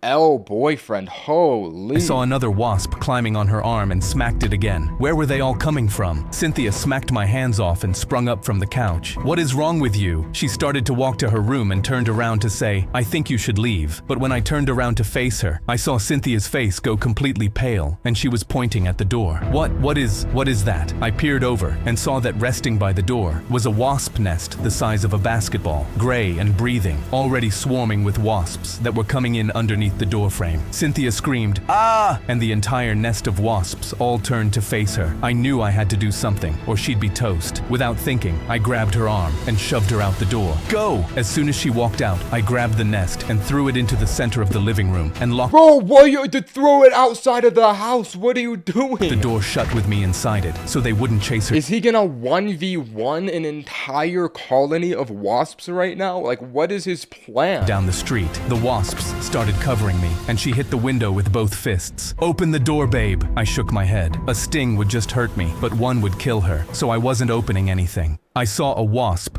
Okay, yeah, this guy's actually stupid. That one's going to be in a D tier. Like, what are we doing, bro? He didn't even win. It just ended. Okay.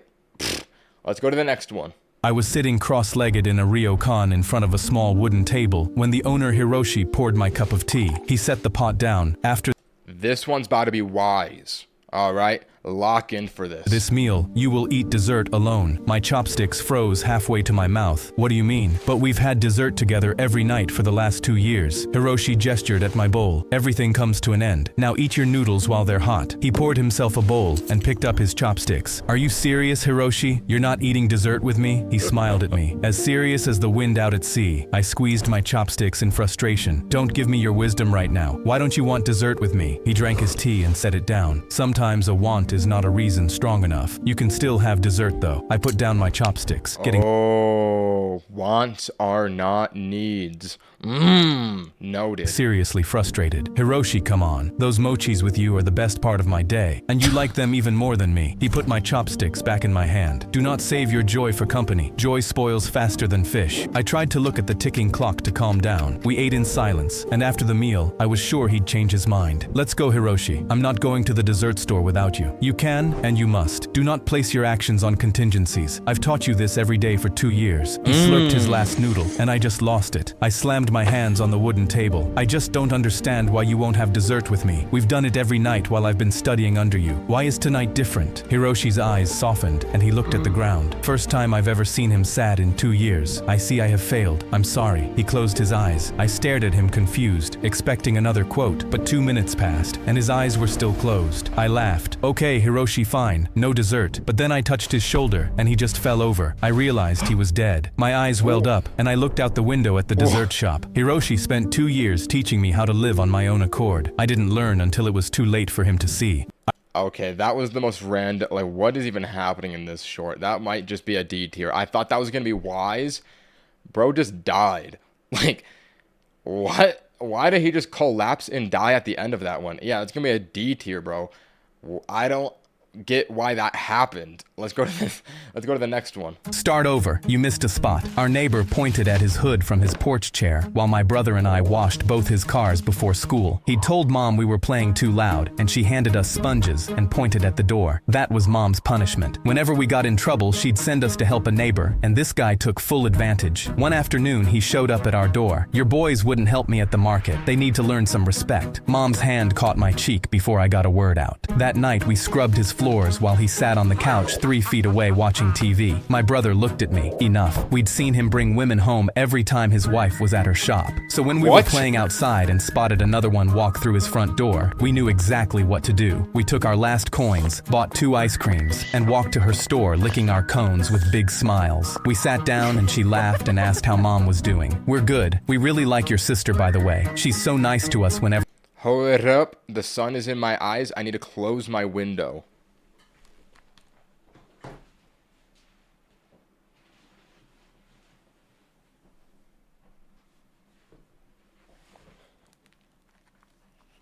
All right. She visits. She stopped laughing. I don't have a sister. I tilted my head. The pretty auntie, she's at your house right now. She didn't even close her store, just sprinted out the door. By the time we walked home, bags and shoes were already flying through his front door while the whole block watched. He chased a pair of pants across the yard and she threw a shoe at his head. Those cars you make these boys wash every week? Mine. Everything here is mine. You don't own a thing. Boys, come help me throw the rest out. We tossed his shirts and carried his bags with the biggest smiles on our faces until every last sock hit the dirt. Mom never stopped loaning us out, but we never washed his cars again. After that night, he didn't even have a roof over his head.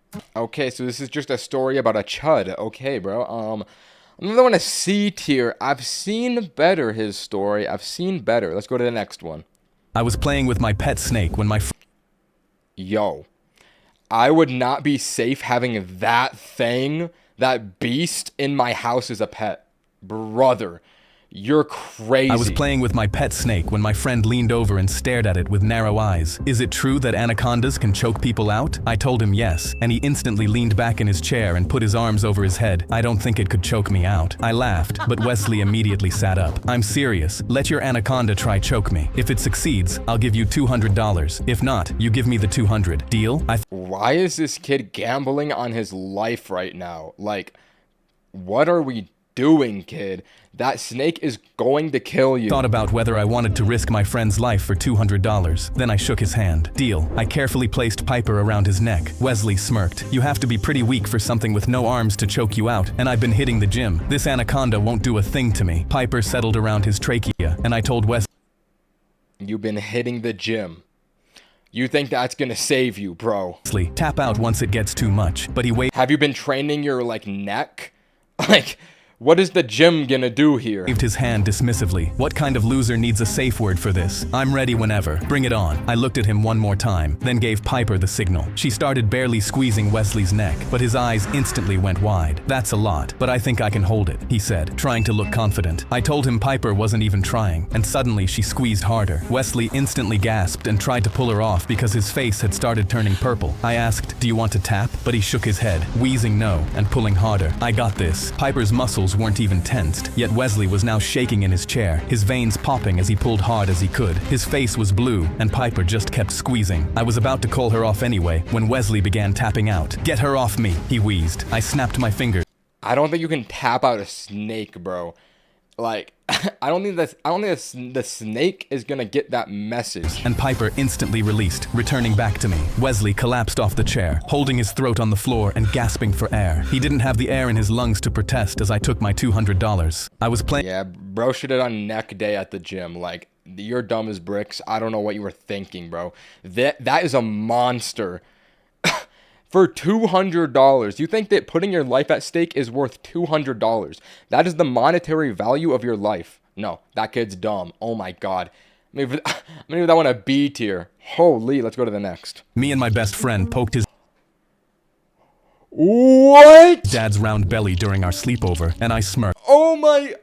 What is this video? I bet you $5 I can bounce 10 of these marshmallows off your dad's belly without him waking up. Oh, okay, yeah. Incoming F tier. Oscar aggressively grabbed my hand, grinning like the 5 was already his. Easy money. My dad is the lightest sleeper in the world. One time he came into my room and told me to stop breathing too loudly. I gently grabbed the marshmallow bag and lined up behind the couch, already dreaming of the pizza slice I was going to buy with the money. A pink marshmallow bounced off his belly button, and I banged my fist against my chest 3 times and whispered, 1 down, 9 to go. Oscar crossed his arms. Dude, you're toast. I ignored him and kept throwing. When I got to marshmallow 4, his snoring caught and stopped, but he kept sleeping, and I stuck my tongue out at Oscar to mock him. You're cooked. I landed marshmallow number 9, and his dad picked his belly button lint. He groaned, who touched the thermostat, but then he lifted his leg, stretched his hands under his head, and kept sleeping. I was 1 toss away. Oscar nervously his t-shirt over his nose, and my heart slammed as I whispered, 10 or nothing, and let it fly. But suddenly, his dad's hand snapped up and caught it mid-air. Eyes still shut, and my whole body went cold. He opened one eye, and he put the marshmallow on top of his own belly button. That's 10 landings. Pay the man. I started laughing, and Oscar's eyes widened with shock. You were awake? The whole time? He sat up, and the marshmallows rolled off his belly button. Son, I never sleep. Through anything. Oscar dug a crumpled 5 out of his pajama pocket and slapped it into my hand. I was still laughing when his dad picked up a marshmallow, bounced it off his own belly, and caught it in his mouth. Me and my Okay, yeah, oh my god, no. This is the worst short I've seen today. Bro, what did I just watch? That is the worst one. F minus, bro. Z tier. Oh my god, bro. What did I just witness? Who wrote this short? Yo, his story. Whoever thought of this idea, fire him immediately. What are we doing? Oh my god. That was nasty. Z tier. Let's go to the number 99, bro. We're almost at the end. I sat The last video better not be that bad. Wow. Alone in the dark and cold interrogation room, my handcuffs bruising my wrists. Then the officer slammed his hands on the table and said, "You're looking at 10 years for destruction of property. I'll be back in 15 minutes to finalize the charges." He shut the steel door, and my hands slid across the metal table as I scanned the room for a way to break out. There had to be one. I wasn't going away for 10 years. I knocked on the wall behind me out of habit, and it sounded hollow. My eyes widened, and I immediately knocked again. Definitely hollow. I looked at the clock and listened to the guard's footsteps fading outside the door. This was my window. I lined up my heel and drove it into the drywall. It cratered with a loud bang, and my heart pounded as I realized there was no turning back. I kicked again, and plaster dust poured out. The hole widened as white dust fell in front of it. I couldn't see the other side, but I could taste the freedom. The handcuffs sliced my wrists, and I just kicked again. It broke open, and that's when the Okay. How strong is this guy to just kick open a wall? steel door behind me started rattling, but I knew the cop wasn't fast enough. I hauled myself into the broken hole and ran through the blinding dust, laughing because I was free. But then my feet felt carpet. I squinted so I could see and realized I was standing in the police commissioner's office. He was sat at his desk, flipping through my destruction of property file. "You really can't help yourself, huh?" Bro, that was cold, bro. So this guy just saw him kicking through the wall and didn't do anything so he could deliver that line at the end. What a aura farm. What are we doing, bro? And now you got to replace that wall. Like, was it really worth the aura? I don't know. Kind of a funny story, though. I'll give that one an A tier. Fellas, we are at the final video. One scroll away. Number 100.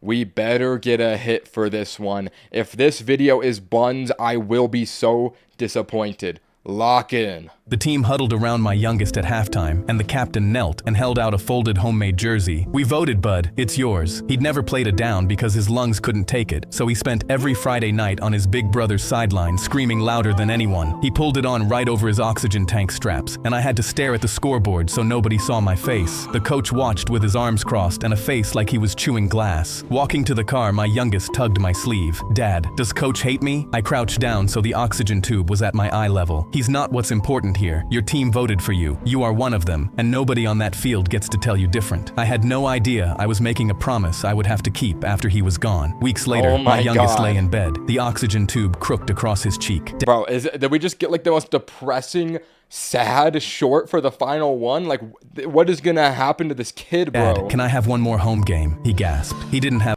Is he gonna die? long, and my voice cracked. "You can have anything you want." On game day, my sons walked to midfield for the coin toss, my youngest's arm around his big brother's shoulders. He smiled the whole way out while I clapped until my hands burned. The coach started toward them to wave my youngest off, but the other team's captain stepped in his path and stared him down. My boys won the coin toss and the game. 9 days later, my youngest died. 3 days after the funeral, my What? oldest came home, eyes hollow. Coach's son just transferred here. Coach gave him my brother's number. My stomach dropped, and I drove straight to the school. The coach was at his desk, while his son sat in the hallway eating a granola bar. "Coach, I need you to retire my son's number. We just buried him. He didn't even look up from his paperwork. Your kid never belonged." Friday night, Bro, he had cancer or something. What are you...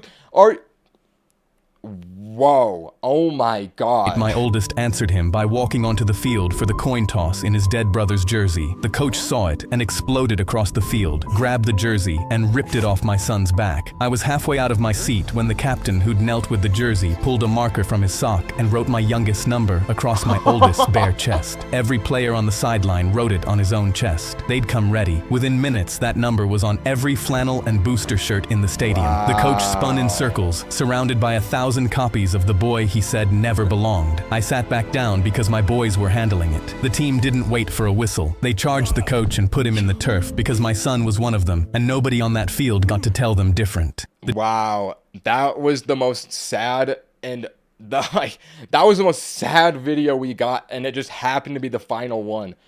I might have to give that one an S+ tier. Somehow we got lucky and it pulled through with cinema on the final video. Well, now that we've watched 100 of these, I think we can come to the very conclusive answer that his story is the greatest YouTube Shorts creator to ever exist. Bro, this was cinema. Oh my God, bro. I can't believe that was the last one we got. Bro.